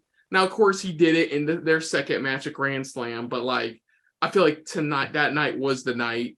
They were so on fire with the crowd, it wasn't even fun. Seriously, I look back, I totally forgot Max Caster did a fucking AA on Keith Lee. Holy crap. The near falls in this match. We're insane. We're fucking insane. We're amazingly insane. Just amazing stuff from both these teams. And of course, I would say the Full Gear match was my second favorite from the 2.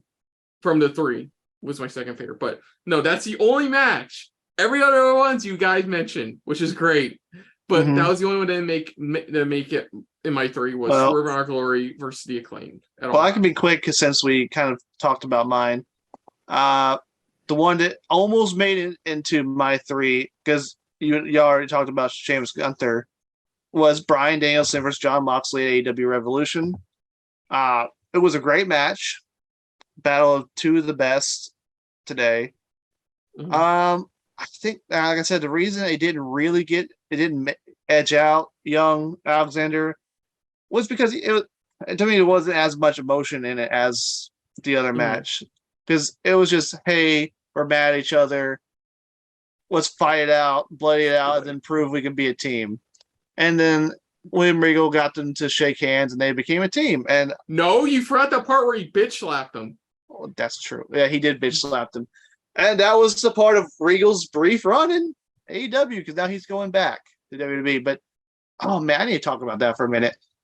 Because apparently he can't appear on WWE TV for an entire year. That's excessive. Well, that's the deal he made. If he was going to be released from his AEW contract earlier, that was the catch. Is that I know, but people always give WWE shit for not letting people compete for 90 days. hey, he signed a multi-year deal at the beginning of this year, and at the end of this year, proceeded to say, "I'm going back." He apparently, according to some reports, he had it in his contract that if Triple H took over creative, he would come back. Who the fuck does that? I don't know. But still, I know he signed a multi-year deal and they did let him out early, but I still think an entire year is excessive. Because I think WWE doing 90 days is excessive. I know that only came about because of the Monday Night Wars, because they didn't want to pull a Rick Rude where he's wrestling. He's not appearing on TV. It's not like he was actually wrestling. And I know, but he was an authority figure. He's going to have a VP position, which means it's not like he's wrestling as his job. He's usually like a manager or training. Like he could still the stuff that I know he can still do his job. I know. I just feel it's excessive.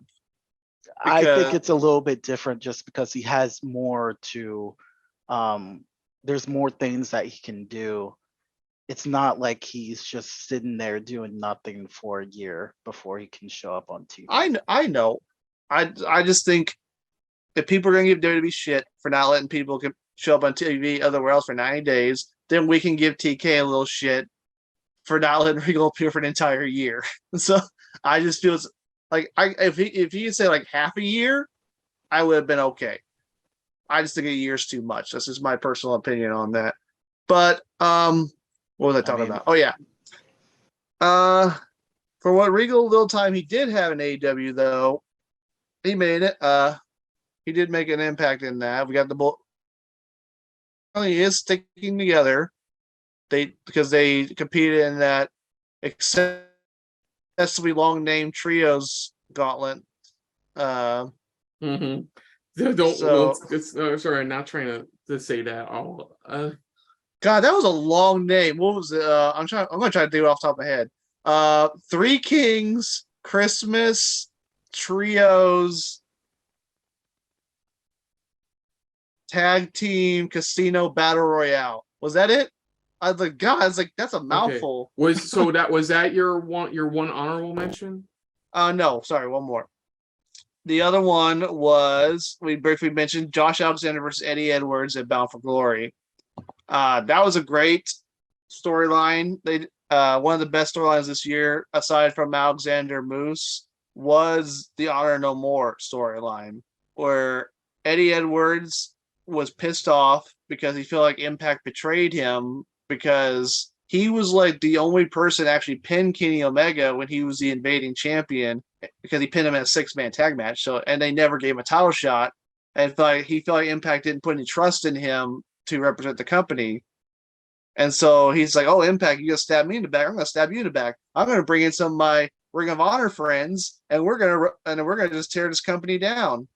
And that it was actually pretty cool because TK hadn't bought Ring of Honor yet. So we were essentially seeing a Ring of Honor invasion of Impact Wrestling. And it was pretty cool. Like Honor No More was a cool group. And then it completely built up to Eddie Edwards being frustrated and wanting the title. And it culminated at Bound for Glory with him and Alexander. And remember, we were talking about how it could have gone either way with that. And ultimately, Alexander beat him. Honor No More fell apart.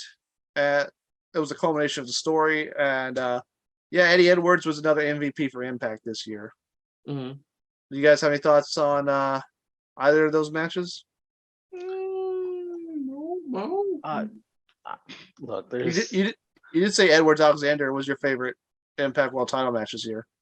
No, it was. And I do agree with you. The Honor No More stuff was cool. I think what was great about Eddie Edwards' side of things in that was that his family basically telling him, you do realize this is tearing us apart, right? This Yeah. whole honor and You're remorse stuff. tearing me apart, Eddie. I mean, I'm seriously though, like, yeah, it sucked. Like he was he was borderline willing to sacrifice his family for the world title. Yeah, and it was really cool because Eddie Edwards was the baby face of Impact. They had pretty much made them. There's a reason why they had Tommy Dreamer be his mentor, because he was like the heart and soul of Impact, like Tommy Dreamer was the heart and soul of ECW. That's why his great feud with Sami Callihan worked so well, because it was so reminiscent of Tommy Dreamer's feud with Raven. And seeing Eddie turn heel for the first time in his Impact career, just losing his mind, which is a really cool, interesting change for his character. Okay, Mo, do you have any of your honorable mentions that none of us talked about in our picks? I mean, you guys both, so we all chose 5. The other 2 that I was thinking of have already been mentioned. So in that What time, were they? Well, there was Alexander Moose, Mm-hmm. and I think it was something else that you chose, Nick. It's Cody Rollins. Yeah, Cody Rollins, just because even though I didn't watch Hell in a Cell with you guys, I did appreciate everything that was going on with that match. I did check it out afterwards. So just quickly, I did come up with one random match that you guys would have never suggested, just because it is an NXT, and that is Carmelo Hayes versus Ricochet for the NXT North American Championship at Worlds Collide. Mm-hmm. Yeah, that was a good match. That was an enjoyable match. That I know that it's still weird to see like the more main roster names come back and do either a brief stint or run in NXT, like how the New Day is going on right now. It's very reminiscent of early NXT. But that was a match that I was able to see live. Because Worlds Collide happened on my birthday. So I went to go check that out. And then for the Face of the Revolution ladder match, that was highly enjoyable. Yeah, that was a nice mixture of like people, powerhouses with Wardlow, Powerhouse, Hobbs, and Keith Lee, obviously. And then you have like Christian, who's not much of a flyer. Ricky Starks and Orange Cassidy would be more kind of agile in that kind of sense. But overall, all of that was great to see, especially live. So those are my new 2 picks for randomness. Okay. So with that being said, I know before we originally would just step over into Best Wrestlers, I decided to add promos. Like there were some really good promos. To be fair, majority of them are coming from AEW. Because but WWE had some, and Impact did. WWE had a few. So I'm gonna go over a couple. If you guys want to briefly bring them up, or I'll try my best to describe them. But if you want to look them up, I would do a quick YouTube search, watch them a little bit here while I talk about them. So the first one I chose, February 23rd, Dynamite. I'll bring it this night up again, and like I said, MGF's a tearful promo about why he was mad Punk left, why he hates Punk. I didn't buy for a second. And like him, like Punk mouthing off mic, is that true? And then and just saying and leaving. Now, of course, it was a week or 2 later. We had the iconic what Mo mentioned, which was the blood on the shirt, all of that, and of course the iconic line. The best thing the devil ever did was pretending, it was making the world believe he didn't exist.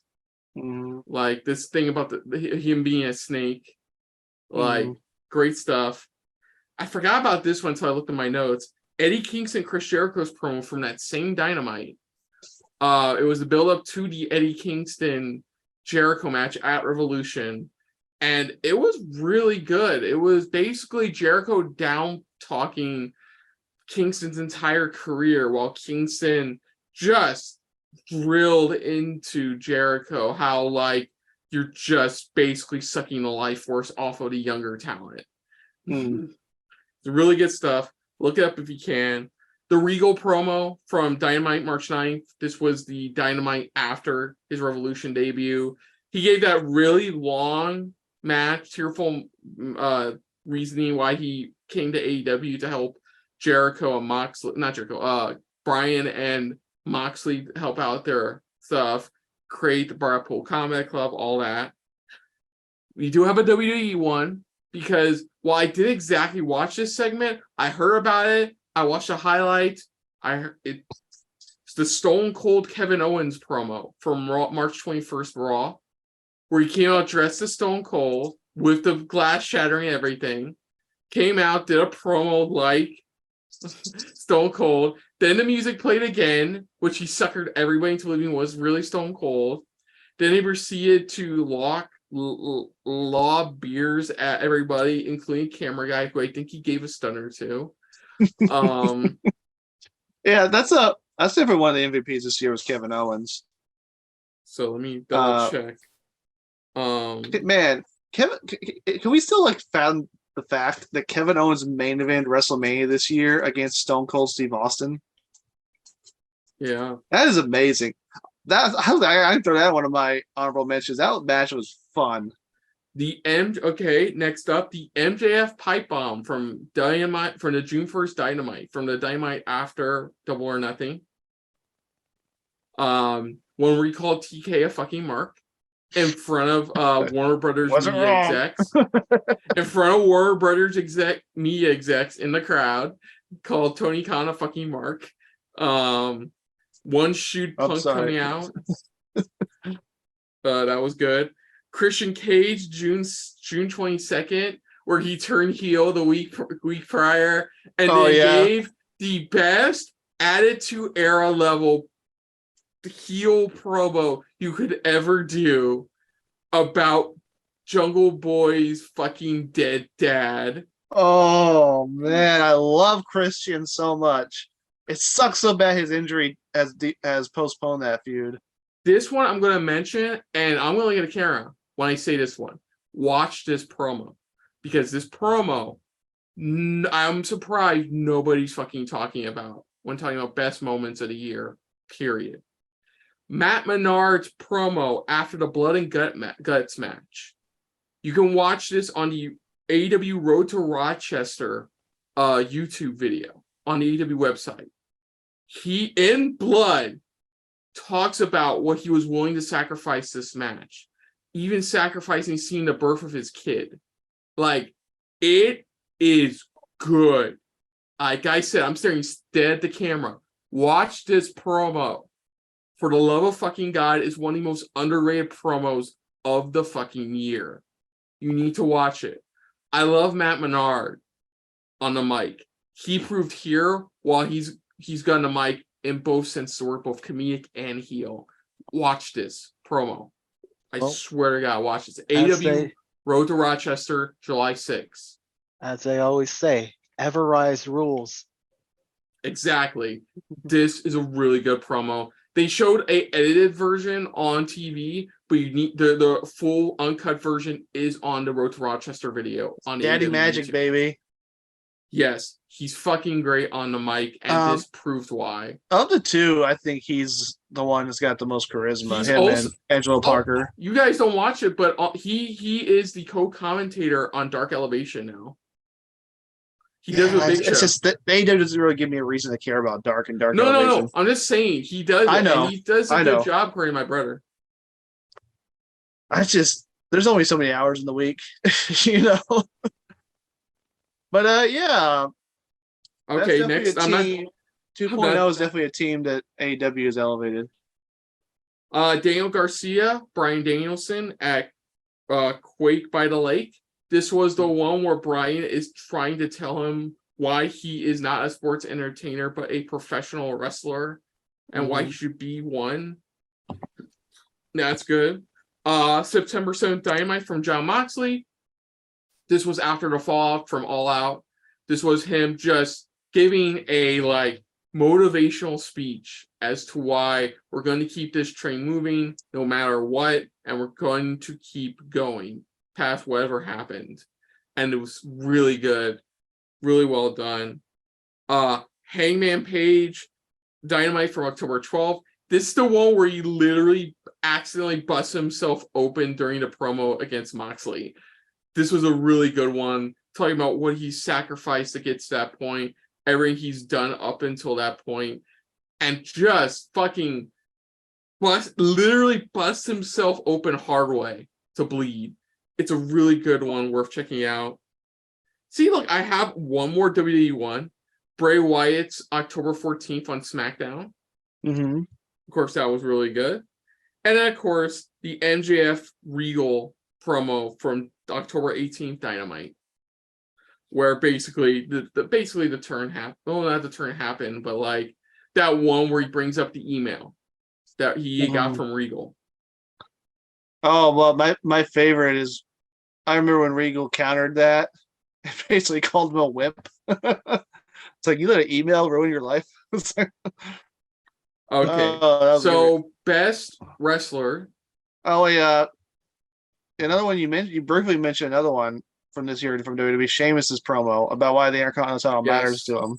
Yes, definitely. Sorry, I forgot that one. Thank you for bringing that up. That was a really good promo as well. I'm trying to think some other good promos this year. Honestly, the build to Alexander Moose had some good promos. Oh, man. I had to bring up another Impact one. The build up to Alexander Kazarian, where Kazarian, this was a backstage interview, where he was just trying to explain why the Impact World title matters to him so much because he never won it. Oh, that was a good one.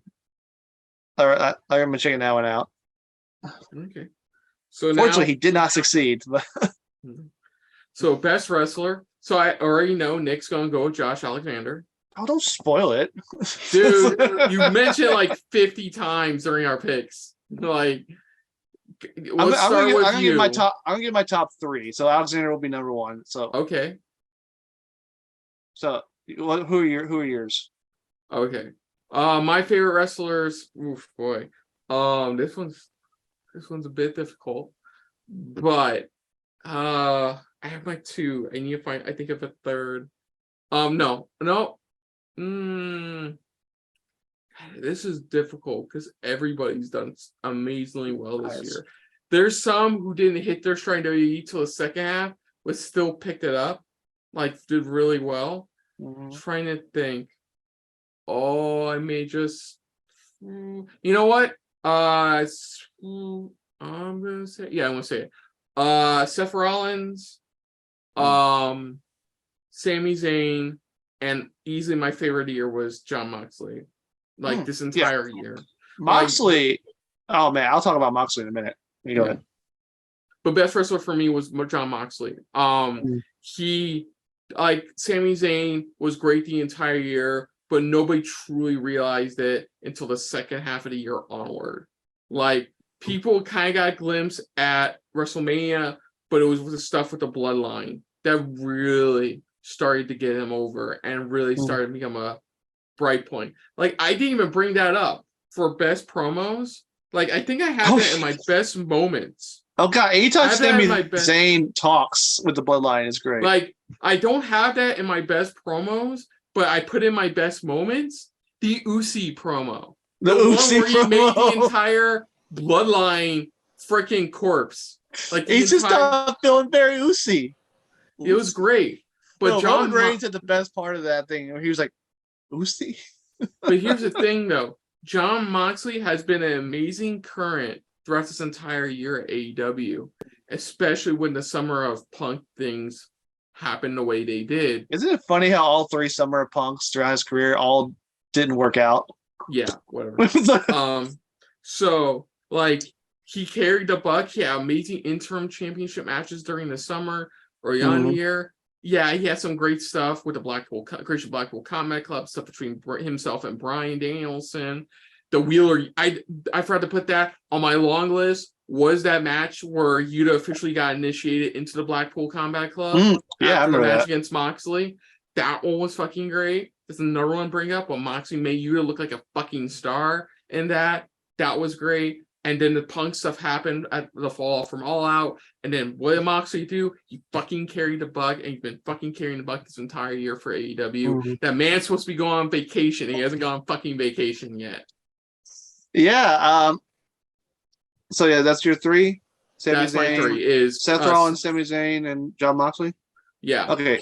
So of course, you know my number one is Josh fucking Alexander, the walking weapon. This man is a wrestling machine. Like You the gotta say it fact like JBL. he's a wrestling god. I thought Baron Corbin was a wrestling guy.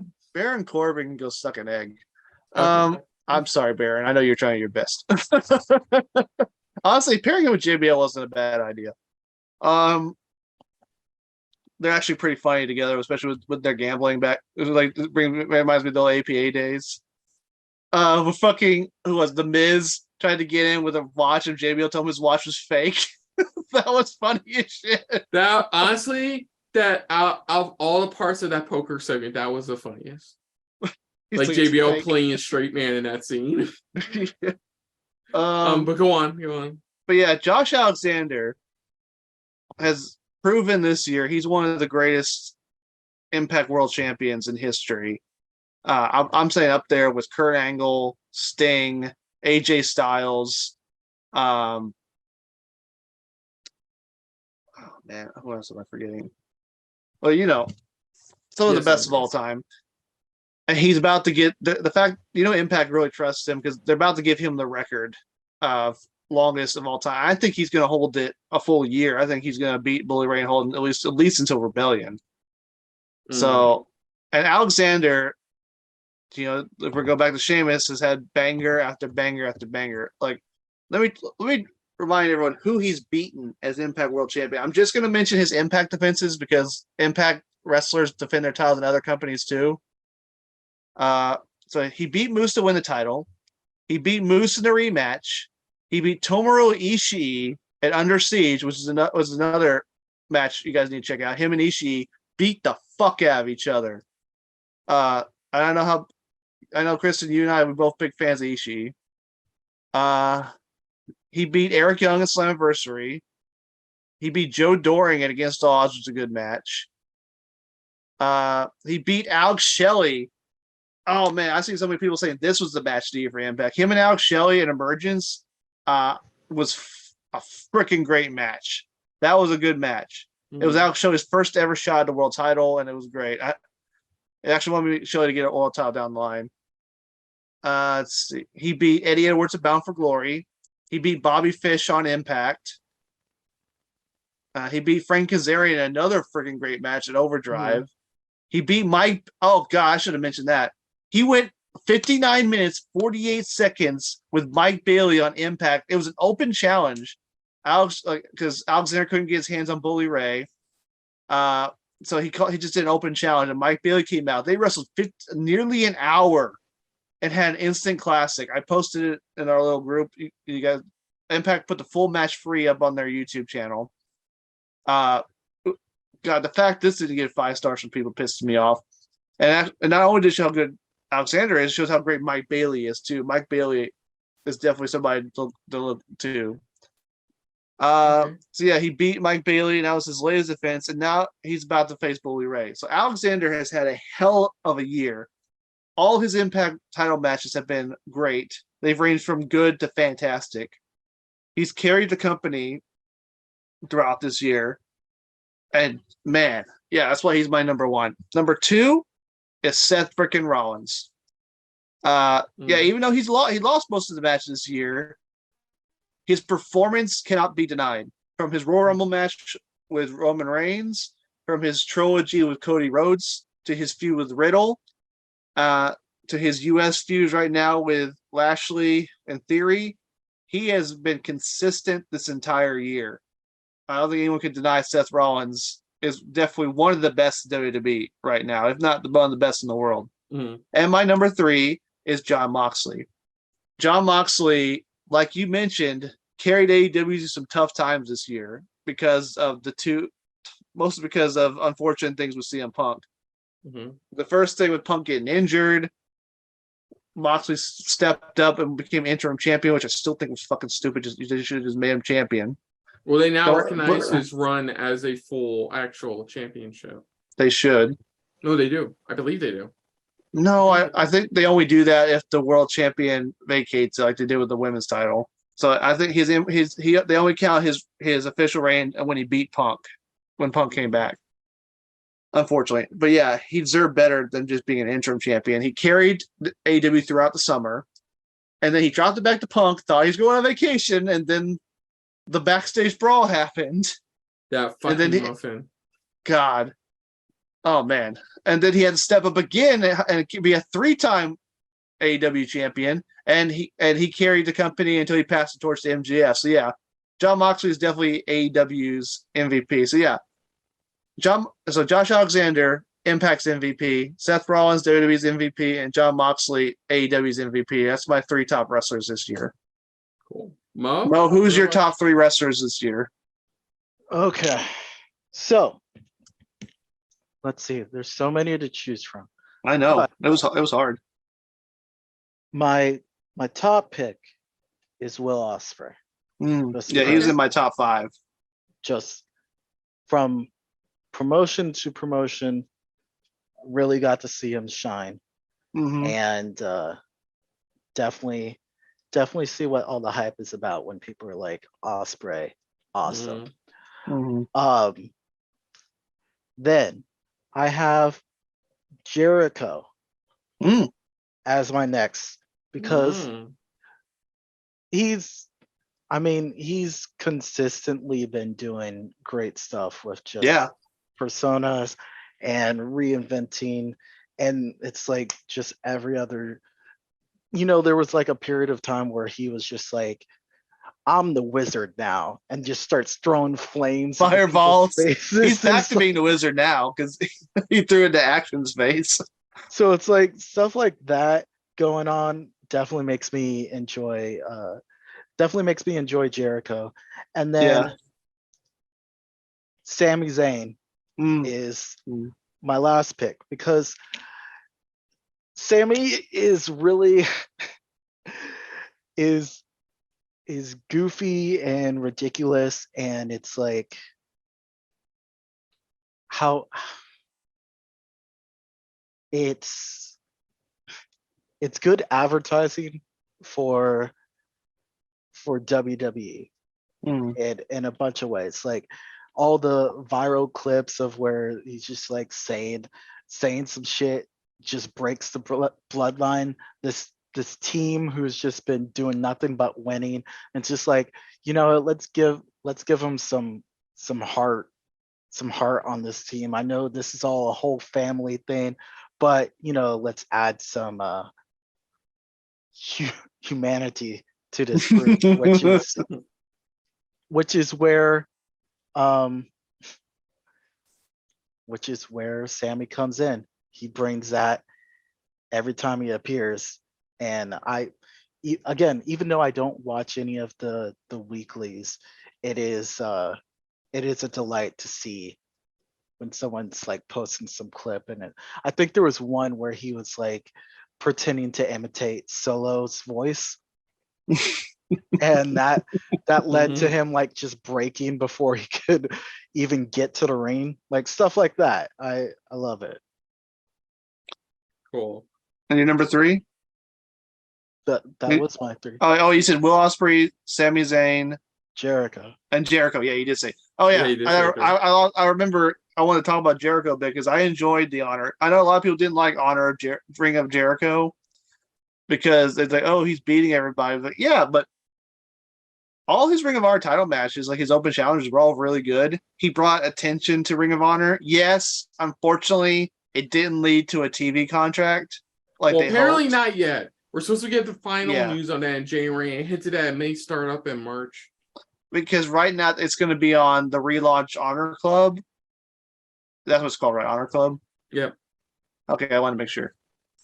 And I get that disappointed a lot of people because they were expecting it to be on TV, and the whole point, well, the main point of putting the belt on Jericho was to do that. But he had a lot of great open challenge matches. He had both his matches with Claudio were great. Like his match was Final Battle. Now Claudio's the champion again. I don't know who's going to step up to Claudio next. They hadn't really gone that direction. That's a little good speculation. Oh, Claudio, that's another guy who's had a good year. He unfortunately, after that push from last year, WWE came back, showed up in AEW, had a great match with Zack Sabre Jr. and then became Ring of Honor champion, feud with Jericho. But yeah, Jericho's a good choice, and I'm not going to complain about you picking Jericho. Like I said multiple times, that Jericho's my second favorite wrestler of all time, right behind the Undertaker. So yeah.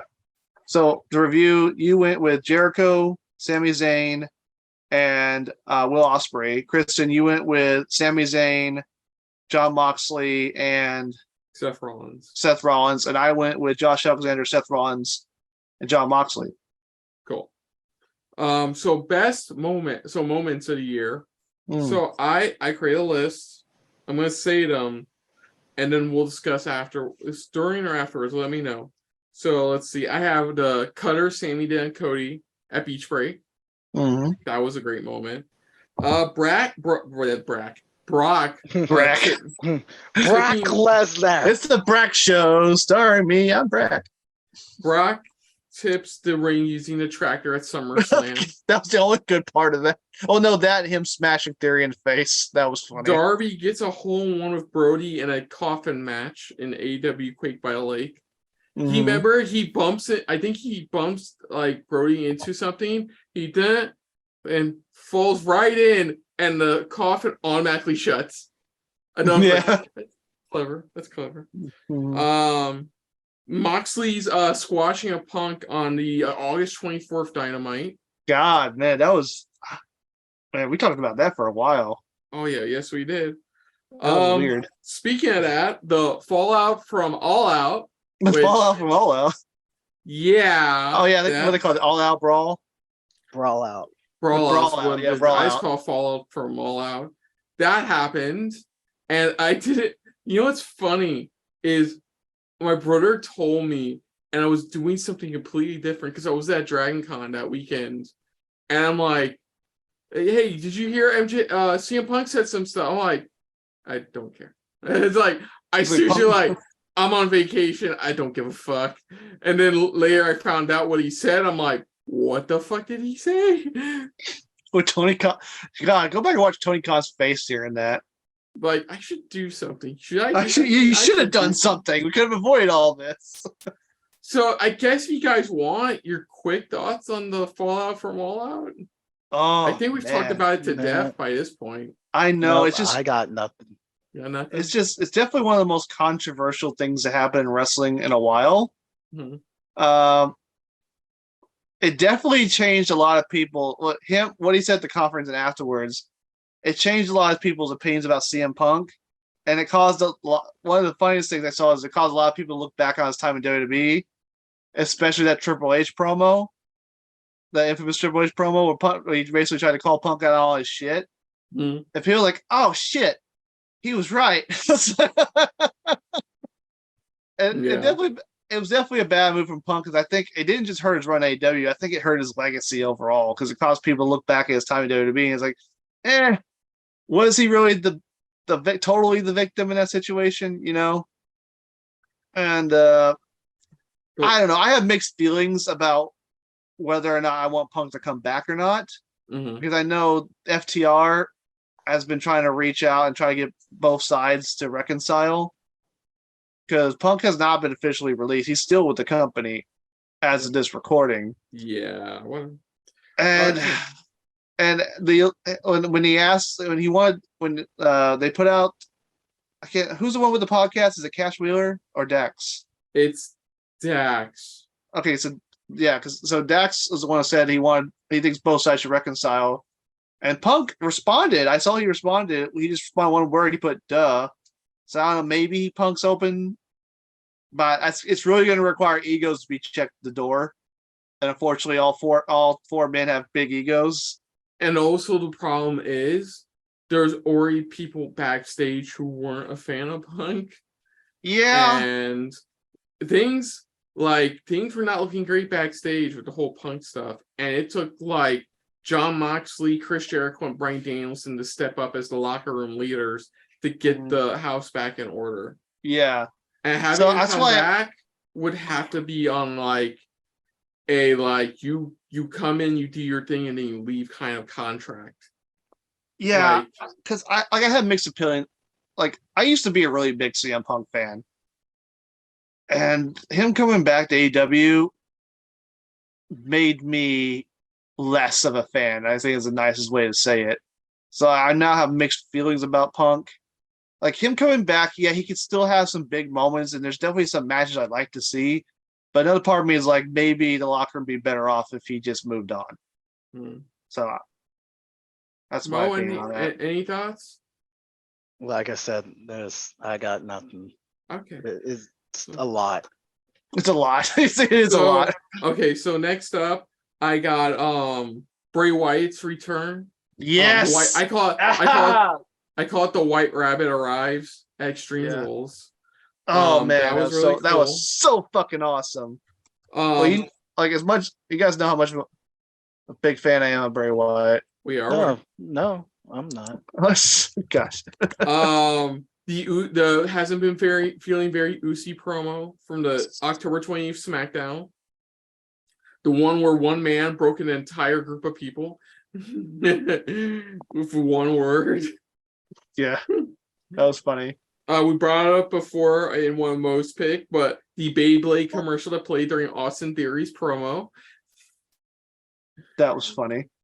Nick, I don't think you were there for that one, Nick. For what? For Slammiversary? No, I was sick, remember? Yeah, you have to check it back. I went over the history of the Beyblade anime series after it, because Mo was like, is this even still continuing? Is this still a thing? And then I go to Wikipedia. Yes, actually. At Christmas, one of my cousin's kids plays with Beyblade, so apparently it's still a thing. No, because he asked, and I just went over the chronological history of the anime series. Wow. Well, the main thing was I knew Beyblade still existed. You're wondering if the anime was still a thing. Yeah, I wanted to know if the anime was still going on or not. It feels like it's like Yu-Gi-Oh! Where they keep skipping farther and farther into the future or something, or there are different timelines. I don't know. Yeah. It's hard for me to get into the toy promoting animes anymore because I'm older, I guess. We already brought it up, but Cody Rhodes' return to WWE was definitely a moment. Action Andretti beating Chris Jericho at Winter is Coming. According to reports, Jericho's been wanting to do this for a while with Action Andretti, but he kept on getting into feuds. Jericho getting into feuds. And now he's done with feud, he wanted to do this, and he did it. And made Action Andretti a star. And got him signed to AEW. And he got a fireball in the face. And this was the first Dynamite with their new production show producer. And apparently, this is the first time WWE is mad AEW got somebody before them. Because they wanted to make this guy the next Kevin Dunn. Yeah. Which I'm surprised Kevin Dunn still has a job right now, to be honest. Yeah. But he is currently show producer right now. Like, and you can tell. You can actually hear, for one thing, you can actually hear their audience now. Like, especially during that match. We've talked about that one of AEW's biggest problems was their production. So they got somebody to work on that. Because like we'd have segments just abruptly end, and like matches going straight into backstage segments, and there was like good what's the word, cutaways, I guess you can say, transitions. So yeah, hopefully that gets better. Yeah. So what was it? The October 21st Dynamite, Rick Ross calling Keith Lee a big motherfucker, and them not bleeping it. I'm not bleeping it. He looks at him and goes, "You a big motherfucker." What do you guys think of Swerve's new group? It only just started, so I can't give an opinion yet. Like, apparently the tattoo dude has been training with one of the other AEW stars, so like this is their first real big push.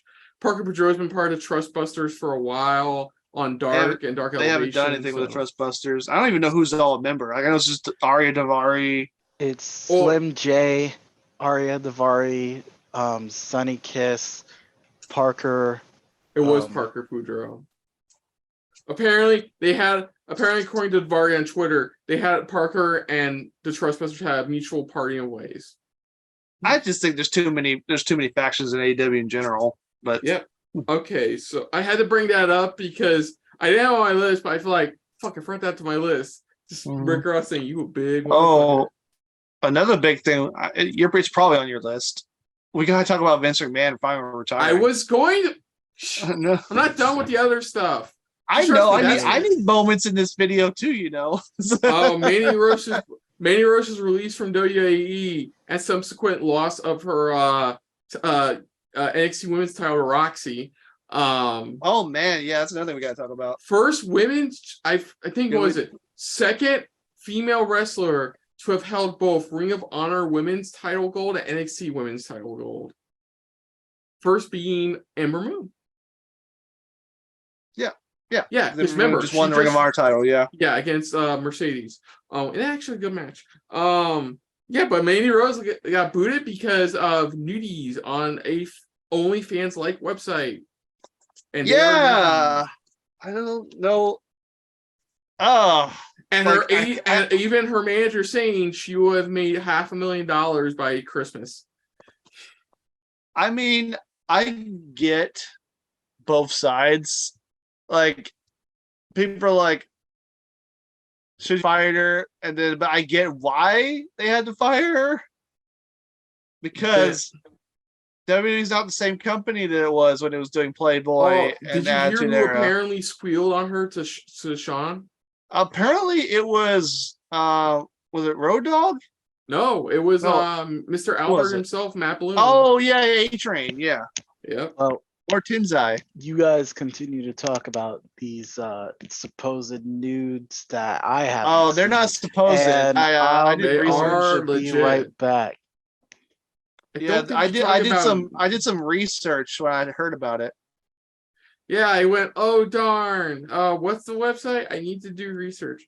It was hard to find. Oh, I guess since he's not here, I feel like you should be one talking about this. Suzuki-gun disbanding. Yeah, that came out of nowhere. That fucking came out of left fucking field. Yeah, it was a mutual parting of ways. It wasn't just like a gang style thing where it was just like they beat the shit out of everybody and that's it. Yeah, no, like some people thought it would maybe Zack Sabre Jr. or Tai Chi would take over the group or something, but no, like AEW, New Japan has a lot of factions. So people forget Tai Chi actually has a win over Suzuki at last year's G1. Tai Chi has a 5-star match with freaking Shingo that just tapped out of it. That was for the King of Wrestling title. Was that Takagi being an amazing New Japan wrestler? What was that? I didn't quite. Oh yeah, that was one. That's another one where Ken had to eat his own words about Tai Chi. I got. While we wait before we talk about the bigger, I love how like our viewers have no idea who Kent is, so they were just shitting on him. Whatever. Timothy Thatcher joined Noah. I didn't see. I was like, where is Timothy Thatcher? That's another guy. Kushida returning to New Japan and then saying, "I'm not going back to WWE. I'm staying with New Japan for the rest of my fucking life." Well, that was before Triple H took over, which. We'll see how he handles Dragon Lee. I know we're going to talk about the main topic. We can talk about Triple H taking over as creative. That's part of Vince McMahon retiring. Yeah, that's that was. I would love to talk about that with Mo, but he left. He'll be right back. We can still talk about. Is there any other moments you can think of that you really wanted to talk about from this year?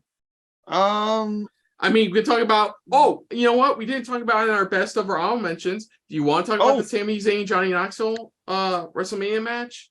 That match was a lot of fun. What was it? I've seen the first. I can't remember 2 or 3 Jackasses. I am familiar with Jackass. I didn't watch the latest one. Did you? I haven't yet. I want to watch it. Okay, so I don't know how good that was. I always enjoyed Johnny Knoxville. Apparently, I read a fun fact. Johnny Knoxville was offered a position on Saturday Night Live, and he turned it down because he wanted to keep doing Jackass. I mean, I think he made a smart choice. I think he make the smart choice too. To be fair, Saturday Night Live has gone downhill the past decade. Oh, you think it's only gone downhill the past decade? That's cute. I'm being nice, okay? It has been good since it's been going downhill for half a century. No, a quarter of a century. Yeah, it was good when Norm Macdonald was on there. I can say that. And they fired him because he was too funny. I miss go on. Rest in peace, Norm Macdonald, man. Yeah, I was gonna ask, did Norm Macdonald pass away this year? Yeah, Norm Macdonald is one of my top 3 favorite comics of all time. Oh yeah, he's fucking great. I really love his brand of humor. Did you ever watch his one movie, Dirty Jobs? No, I have not seen Dirty Jobs. It's funny. It's him I know. and Artie Lang, I think, from Mad TV. Basically, they're two guys who are con artists and then open up a store to help people out by using cons, pretty much. It's called Dirty Work. I think it's called Dirty Work or Dirty Jobs. Well, yeah, I need to check that out. It's an old movie. I liked it. Norm Macdonald, George Carlin. Yeah, he's George Carlin's me. He has a really good there's a really good Carlin documentary on HBO Max you should check out. Yeah, Carlin was ahead of his time. Yeah. Oh man, people always just posting, if you can bring back one comic from the dead to do one stand-up, I would bring back George Carlin, because as much as annoyed he was like 20 years ago, can you imagine him today dealing with all this bullshit? It'd be hilarious. Yeah. Let's keep it on wrestling now. Let's talk about I know. Knoxville Rest Zane. in peace, Norm Macdonald and George Carlin. Let's talk about Knoxville Zane, because Knoxville Zane was fun. It's a moment. I would classify it as a moment. And it was definitely one of the best celebrity feuds in WWE history. Like if Sammy ever showed up in AEW, he would join the JES almost immediately, just based off that match. Yeah. It was so sports entertaining. It's not even funny. Yeah. Well, it's hilarious. That's sports entertainment. Exactly. The mouse traps, the random slap, the fact that he let Wee Man scoop slam him. That was funny. That's just ridiculous. They let him scoop slam him. It's one of the funniest matches. It is. Oh it's man, fucking hilarious. If WWE did a crossover New Japan, I would want Sammy to fight Toru Yano. That would be hilarious. Dude, I want Toru Yano, one of the members of 2.0, Orange Cassidy, and Danhausen in a match. Danhausen. Make it a fucking fatal 4-way for the All Atlantic. I don't give a fuck. Make that a fatal 4-way match. Oh man. I can tell you right now. Those are definitely a lot of the funniest guys right now in wrestling.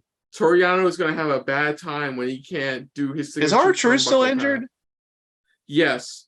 He did a spot he shouldn't have during his match against Grayson Waller, and the match had to be stopped. Yeah. I think he blew a quad. He pulled a Kevin Nash. That man's older than you think he is. Like, he still looks pretty young, but he has like 7, 8 kids. R-Truth, I wouldn't be surprised. Like 6. I could have sworn he brought that. Oh man, we got throwing Heath in there. Heath Slater. He's funny too. Yeah, he really is. Speaking of which, to update you on him. Yeah. I don't know how much if you've been following Impact that. Heath and Rhino did beat the Kingdom for the tag titles, but then they dropped them to the Motor City Machine Guns. So they're gonna have a fatal 4-way at Hard to Kill with Motor City Machine Guns, Heath and Rhino, Chris Bay and Ace Austin, and the major what is it? What do they call their group now? Cardona, the majors. The major Matt Cardona and Brian Myers. Okay, so now that Mo's back, we can talk about our final biggest moment. I do want to talk about one guy I forgot to mention who had a hell of a year this year. Okay. And that is Matt Cardona. Matt Cardona has had a hell of a year. He left WWE, and he has been king of the indies, in my opinion, this year. There's one point where he had 7 titles at the same time, and including the belts he won was the NWA World Title. He won his first world title. He was Impact Digital Media Champion. He was Game Changer Wrestling World Champion, and his stuff in Game Changer Wrestling, some of the funniest shit you will ever see in your life. He knows how to troll. That it was Jerry Lawler and ECW level funny of trolling. Because he basically was doing that storyline. It was like the sports entertainer in the hardcore promotion. He took the GCW World Title and renamed it the Universal Title. He referred to the audience as the GCW Universe. He kept thanking Vince McMahon as an inspiration, and he even dressed as Vince McMahon when he was ECW champion in a title defense. Yeah, that was pretty cool.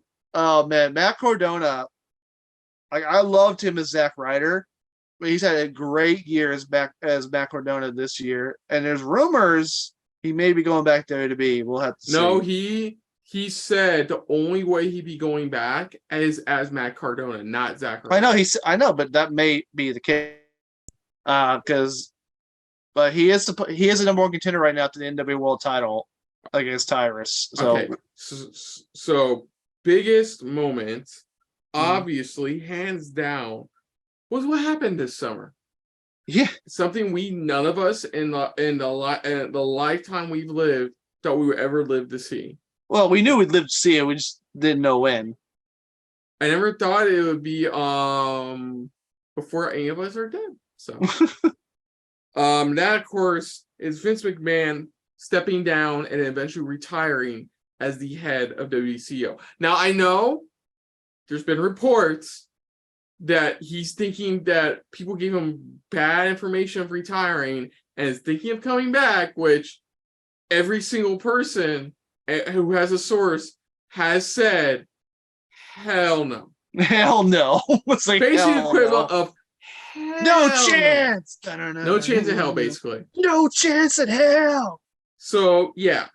But he is retired because him and Johnny Ace were doing naughty things with naughty women that they shouldn't have.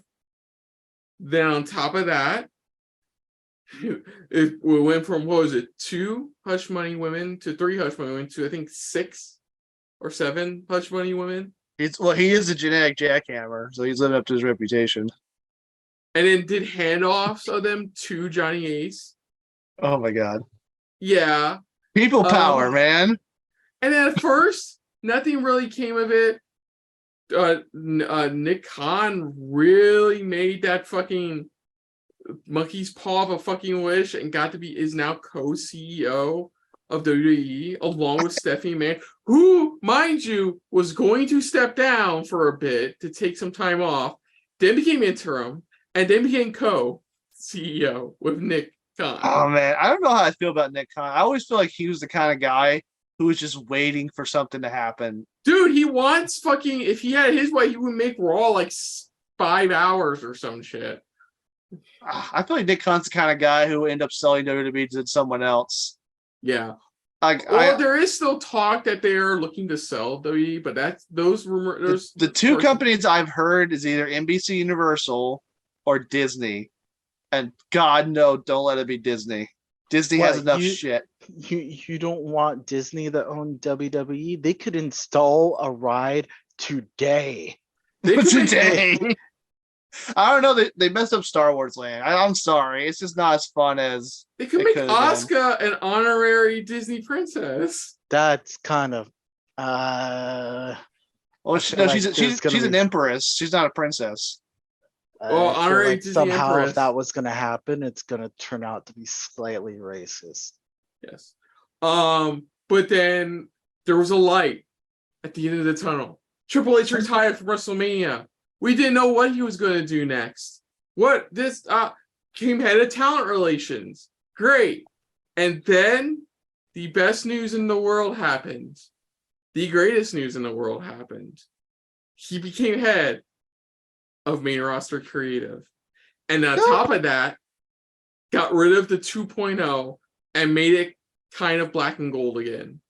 It's kind of a hybrid right now, honestly. Yeah, it is. I can see why he didn't fully just pull that card, but he's in full control creative.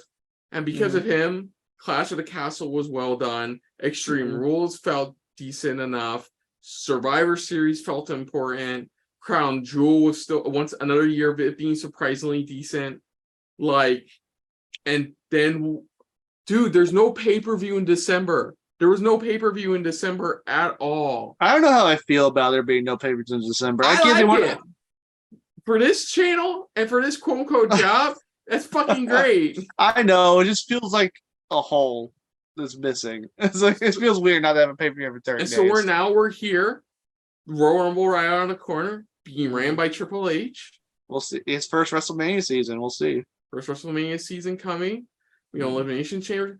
And he is in the helm. He's not perfect, but god damn it, is he better in quality compared to Vince. To be fair, that's not a hard thing to do. So my question to you both is this. What was your initial reaction to him retiring? And what was your thoughts to Triple H taking over? Initially thoughts the Triple H taking over as head of creative. I was like, wow, really? That's great.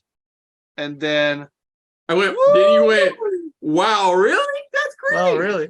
I know, like, WWE, like, we've shit on WWE for years. It hasn't been the best promotion, to be nice, a nice way of saying it, for a while. It's had its moments. Like, did be some years it was better than others. But overall, WWE is just not, has been kind of going downhill for a long time. And now, this feels like one of the biggest turning points, and it's going to be looked back as one of the biggest. I think it's going to be looked back as one of the biggest turning points in wrestling history, with this transition of power from Vince to Stephanie and Triple H. And I know people were I don't know what people. I think people were expecting too much too soon from Triple H. It's going to take time to transfer from. Yeah, I know. He's a flop. Oh yeah. I'm kidding. But yeah, I think it's gonna take a little time to transfer from Vince McMahon stench of WWE to get the word that we know what Triple H is gonna do with it. The people who Triple H has brought back, some have done well, some haven't hit row. And I think some of the ones who haven't been doing well, I think it's just a result of poor booking.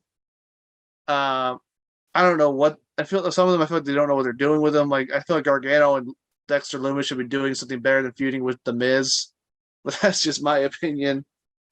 But yeah, I'm glad they brought Strowman back. I don't care if Twitter hates Strowman. I love Strowman. I'm glad he's back. I'm really glad Bray Wyatt's back. Yeah, so I think this WrestleMania season will be the real big test for Triple H's creative regime, because WrestleMania season is when WWE is supposed to bring out its best. This is their best. This is supposed to be the best of WWE in the year, and so we'll see how it goes. Mo, what was your reaction to Vince retiring, Triple H taking over, and Triple H's run so far?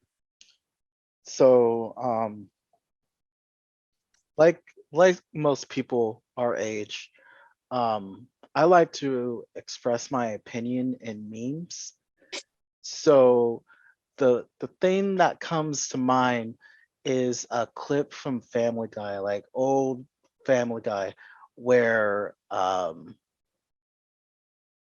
like at one point I forget what the hell Peter ends up doing, but ultimately a bunch of people like disrobe themselves, and they show like they're all white, but then they like disrobe and show that they're all black, and they're all dancing in the streets, and they're like, can you feel a brand new day? That's what I would say sums up my feelings. And if well, that is a visual. if your brother can find that clip and just insert it in there. Which clip? It's a clip from Family Guy. I'll try and look it up after this, but when you see it, you'll know what I'm talking It's most feelings encompasses in a scene of Vince McMahon retiring. The story on everyone's mind continues to be the absence of police officers in Quahog. Sir, as a citizen, how has this affected you? The police are gone? Oh my god, we're finally safe!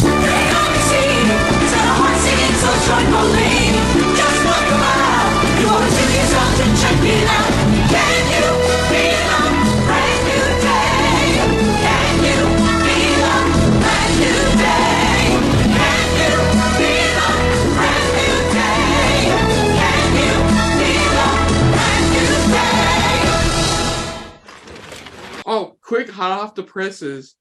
Impact has named Josh Alexander versus Mike Bailey in the 1 hour match for the Impact World title on the December 8th episode of Impact, their match of the year.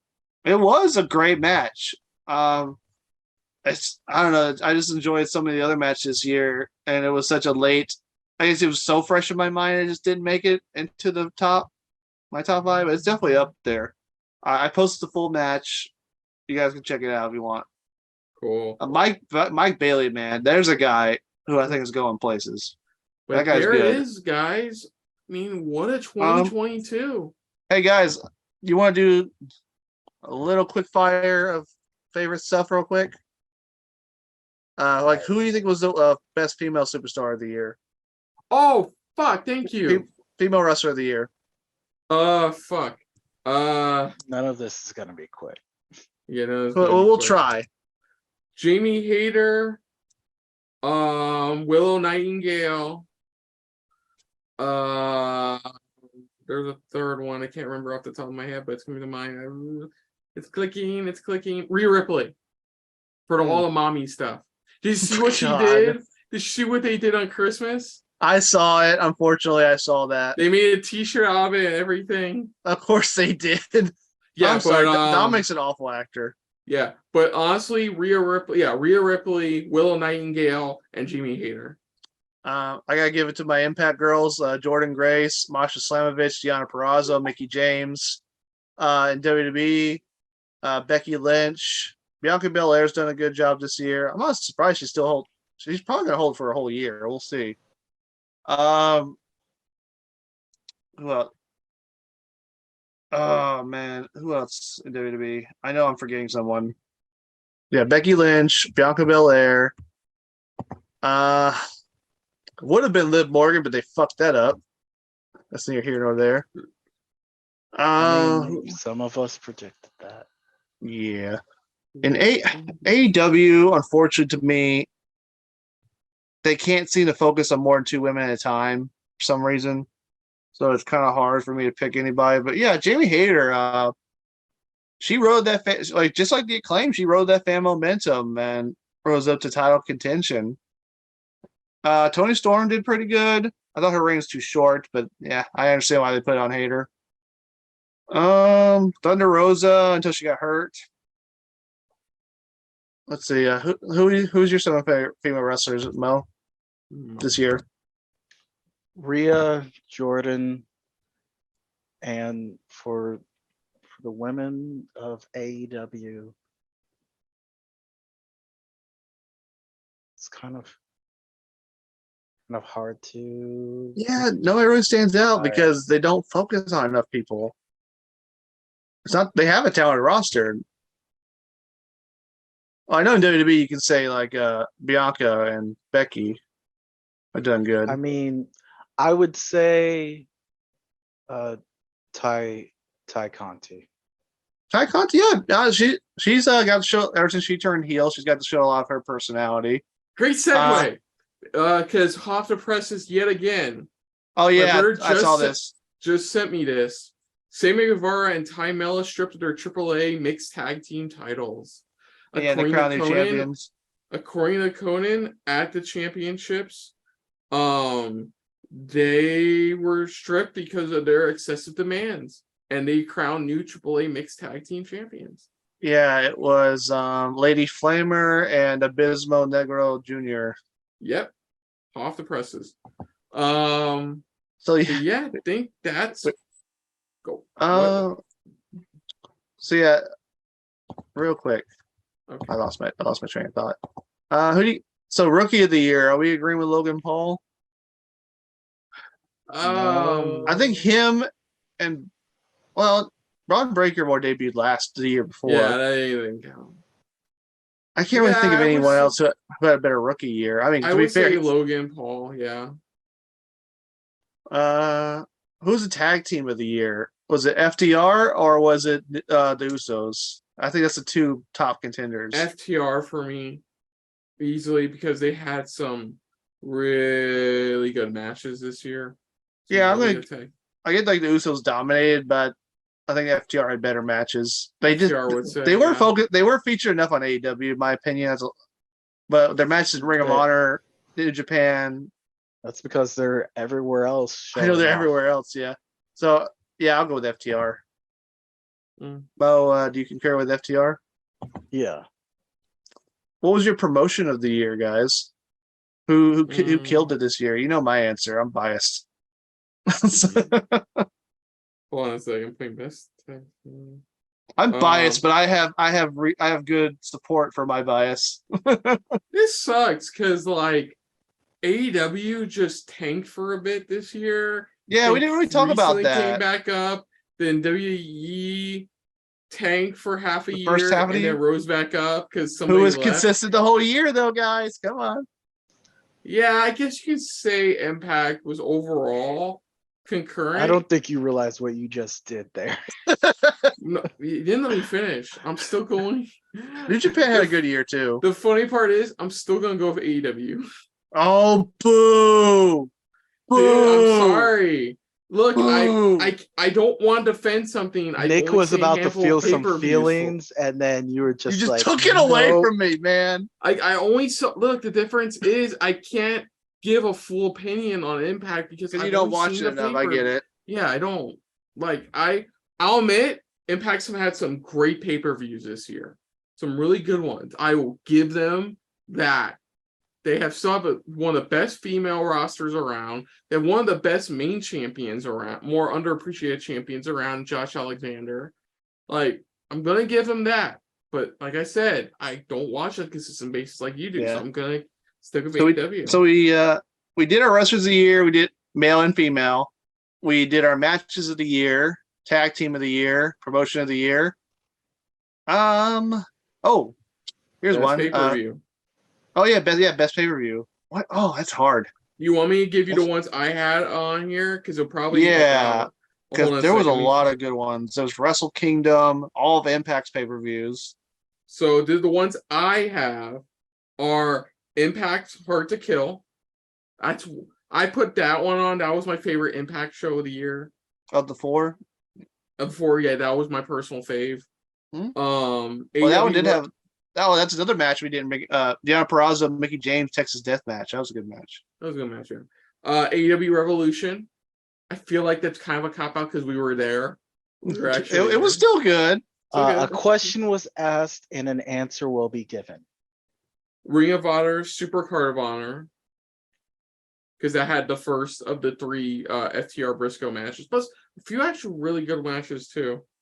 WrestleMania 38. And I put Forbidden Door as well. So, I mean, you don't have to choose from those four, but those are from five. Five. Those are just the five I have on my list. And then some other WWE shows were good because there were some of them because like Hell in a Cell, the main event was good, but the rest of the show was okay. Mm-hmm. Like examples like that. Clash of the Castle was good overall. Bound for Glory, Slammiversary, and Rebellion. Of course, the other three Impact pay-per-views. And even though they're not main pay-per-views, some of their smaller shows were good too. Especially Overdrive and Emergence. Yeah. Who else? All Out and Double or Nothing didn't live up. Like they were bad. They weren't bad shows, but they weren't as good as previous AEW shows. You know what I mean? Yeah. What other shows this year? Yeah, so for WWE, I'm definitely going to give it to WrestleMania and Clash of the Castle. Impact all four. There's AEW. You said Revolution. Mm-hmm. What about Full Gear? What y'all think of Full Gear overall? I thought it was better than All Out. I'll give it that much. There was still some stuff I wasn't a fan of. Like It was there's still being the thing more is, more matches than there needed to be that really Yeah, drug I was it gonna say down. AEW's biggest problems right now is their shows are too long. Yeah. Oh, Uh, sorry. Let me see. Wrestle Kingdom, of course, Dominion. I'm gonna give it to Revolution, honestly. Yeah, Revolution. Yeah. Did you like Dominion this year? Dominion was what was Dominion? I think I watched Did I watch Dominion? Yeah, I watched Dominion. It was good. And of course, well, G1's that's more like a kind of a mini series than more than one singular pay per view. I think G1 overall was better this year than last year. And so yeah, WWE, AEW, Impact, New Japan. Okay. All right, and last one, guys. Who was your rivalry of the year? Who had the best rivalry this year? Mine's good. I can think of Josh Alexander, Moose, Moxley, MJF, MJF Punk. Who else am I forgetting? I know there's others. What are some of your guys? You're forgetting that I have not put in my input for the past couple of choices here. Oh, yeah, you got some other pay-per-views. What you got? What you got for us? I mean, for pay-per-view, I appreciate Forbidden Door. Even with all the backstage issues and the injuries and stuff like that, the fact that it was an event that had occurred, and for the most part, all the matches were enjoyable. Some of them just wrestling fan fantasies between these two companies. I just hope that there's it can be done again in the future, and this isn't just a one-off, because maybe there could be a little bit more there of course needs to be a little bit more polish done. Some things they can't avoid, but if they take certain precautions or figure out some things, maybe it can run a lot smoother. The rumor is right now there is going to be another Forbidden Door. I don't know if they've confirmed though it's going to be with New Japan. I would assume it would. I would like to see more crossover. That's one thing I would like to see. I don't know if we want to talk about things we want to see in 2023, but I would like to see more crossover shows between promotions. Well, go on. That's all I was going to say. Oh no, all I was going to do was, what do you believe, based on what little we know about next year, 2023, what do you think in your fantasy booking will be match of the year? In your fantasy booking. That would be interesting. But Mo, you said you had another category you wanted to give an input on? Well, no. I guess that was it. So might have been something else that was missed. Do you have any rivalries of the year? I said Alexander Moose, MJF, Moxley, MJF, Punk. We mentioned Jericho Kingston. I assume that's one of your, Kristen. They had a good promo, yeah. The ending of that feud was stupid. Yeah. Well, I kind of noticed in AEW a lot of Jericho feuds just go too long for some reason. But do you have any top feuds? Honestly, it would have to be MJF Punk, because it just stretched on into this year anyway. So it was part of this year. And is there any other feuds that stood out for you? It's kind of hard to. Roman didn't really have any good feuds most of the year. Like, we had a lot of great matches, but not many of them like had long feuds leading into them, I guess. Yeah. Oh, Cody Rollins. Cody Rollins was a good feud. That was a good feud, yeah. So yeah, Cody Rollins, Alexander Moose, MJF. Did you like MJF Moxley? It was fine. MJF Punk. Yeah, like Roman had dominant reign, but not many of his feuds lasted very long to matter that much. But yeah, they tend not to. Yeah, but yeah, I guess that's I think that's the top ones, right? We got MJF Punk, Alexander Moose, Rollins, Cody. Yeah. Okay. So, like I said, Yeah, the there we go. last one I wanted to do is fantasy book what you think will be the Match of best the year match next year? of 2023. It could Ooh. be a match we already know is happening next month or in April, rumored to be in April. But just in general, fantasy book what you think is gonna be the best match of 2023. Oh man, I don't know.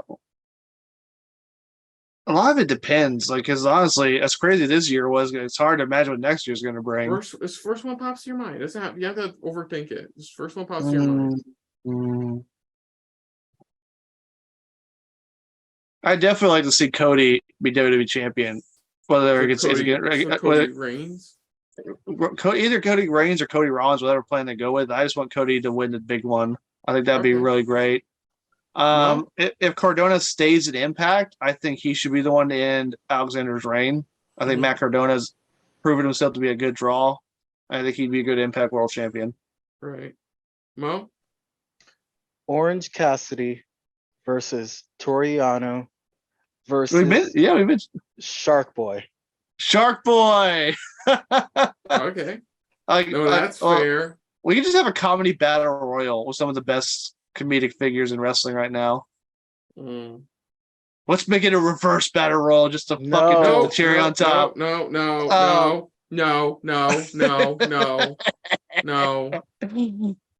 That was funny. Sorry, I didn't say mine. Fuck, this is difficult. This is really difficult. It's probably easier to say what you want to see in 2023. Well, that's why I chose this, because I wanted to, if we get to next December, I would love to bring that up just to see how right or wrong we were, or in the middle we were. Well, I guess I said I want Cody as WWE champion, Matt Cardona as Impact champion.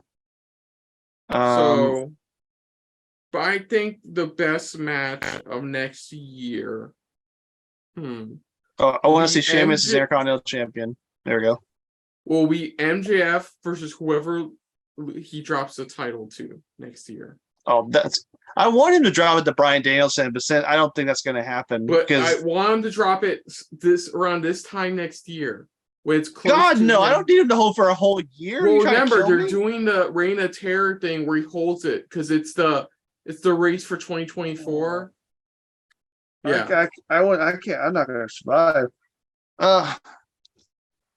It's going to hurt you. If he's not going to lose to Bryan,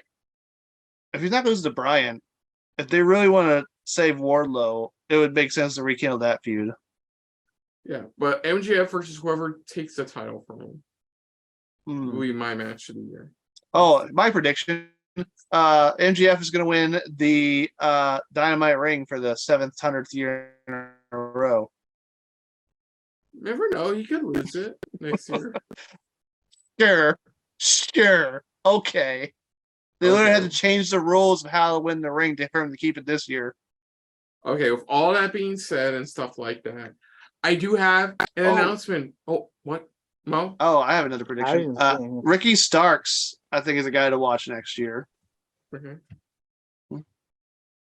Yeah, so you have an announcement. What's your big announcement? So, is it a Dixie Carnival announcement or a Tony Carnival announcement? No, shut up. So, as you all know, I've told this story before. WrestleMania 36, it was supposed to be me and my brother. Then that world got shut down, and then that didn't happen. Then next year happened, but then I wasn't still sure about going. Then next year, no, because I'm glad I didn't, honestly. But as of December 25th, I told my brother, I already got him. Me and him will be going to WrestleMania 39 next April. Woo! Both nights. Me and him are going. We're working on the hotel and flight details. WrestleMania. We will not be in a hard campsite. We will not be on site. You can see us, but we will be there. At SoFi. Working on flights, hotel right now.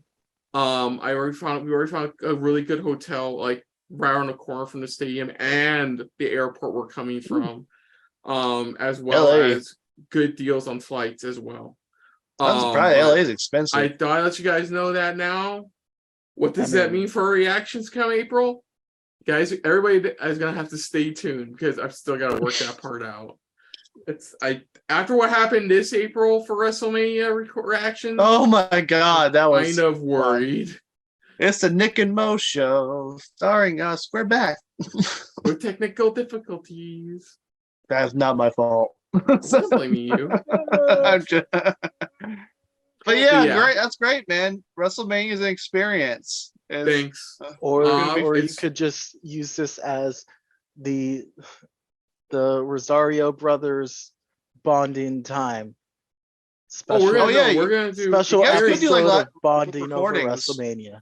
You guys could do like a full recording about it. Yeah, we're gonna do a vlog and stuff like that. So I would say stay tuned for that. Definitely stay tuned for that. But we'll figure out what we're doing with that. The reactions a bit later down the road. But for right now, so you guys got both nights, right? We are doing. He asked me the same question on the when I showed him the Ticketmaster app. It showed two night event. Okay. But we are doing both nights. And he's praying to every god imaginable The Rock does show up. I don't know. The Rock's pretty busy. I don't know. But he's not doing Black Adam 2 anymore. But other than that, folks, I hope you guys had a kick-ass 2022 of pro wrestling. But other than that, if you're new to the channel, you hit the like button if you want to talk to us more about stuff like this. Comment down below if you want to share this around, share it around. And if you like it just a little bit more than anybody else when it comes to talking about some wrestling that happened in 2022, hit the subscribe button down below and hit that bell icon as well. Let us know what you thought of the year that was 2022 in pro wrestling. What were some favorite moments? What were some favorite matches? What were some of the stuff that stood out to you this year in the land of professional wrestling? Hit the subscribe button down below, but don't let you off our reaction down below. But most importantly, we thank you for watching. Now, fellas, where can they find you somewhere on the internet? Yes, Mo, where can they find you on the World Wide Web? You guys ever have one of those like old school screensavers that like there'd just be like animations going on and it's kind of like I'm kind of like that. That's how you'll find me. Is if you just leave your screen idle for a bit, there's gonna be like an animation of me walking along.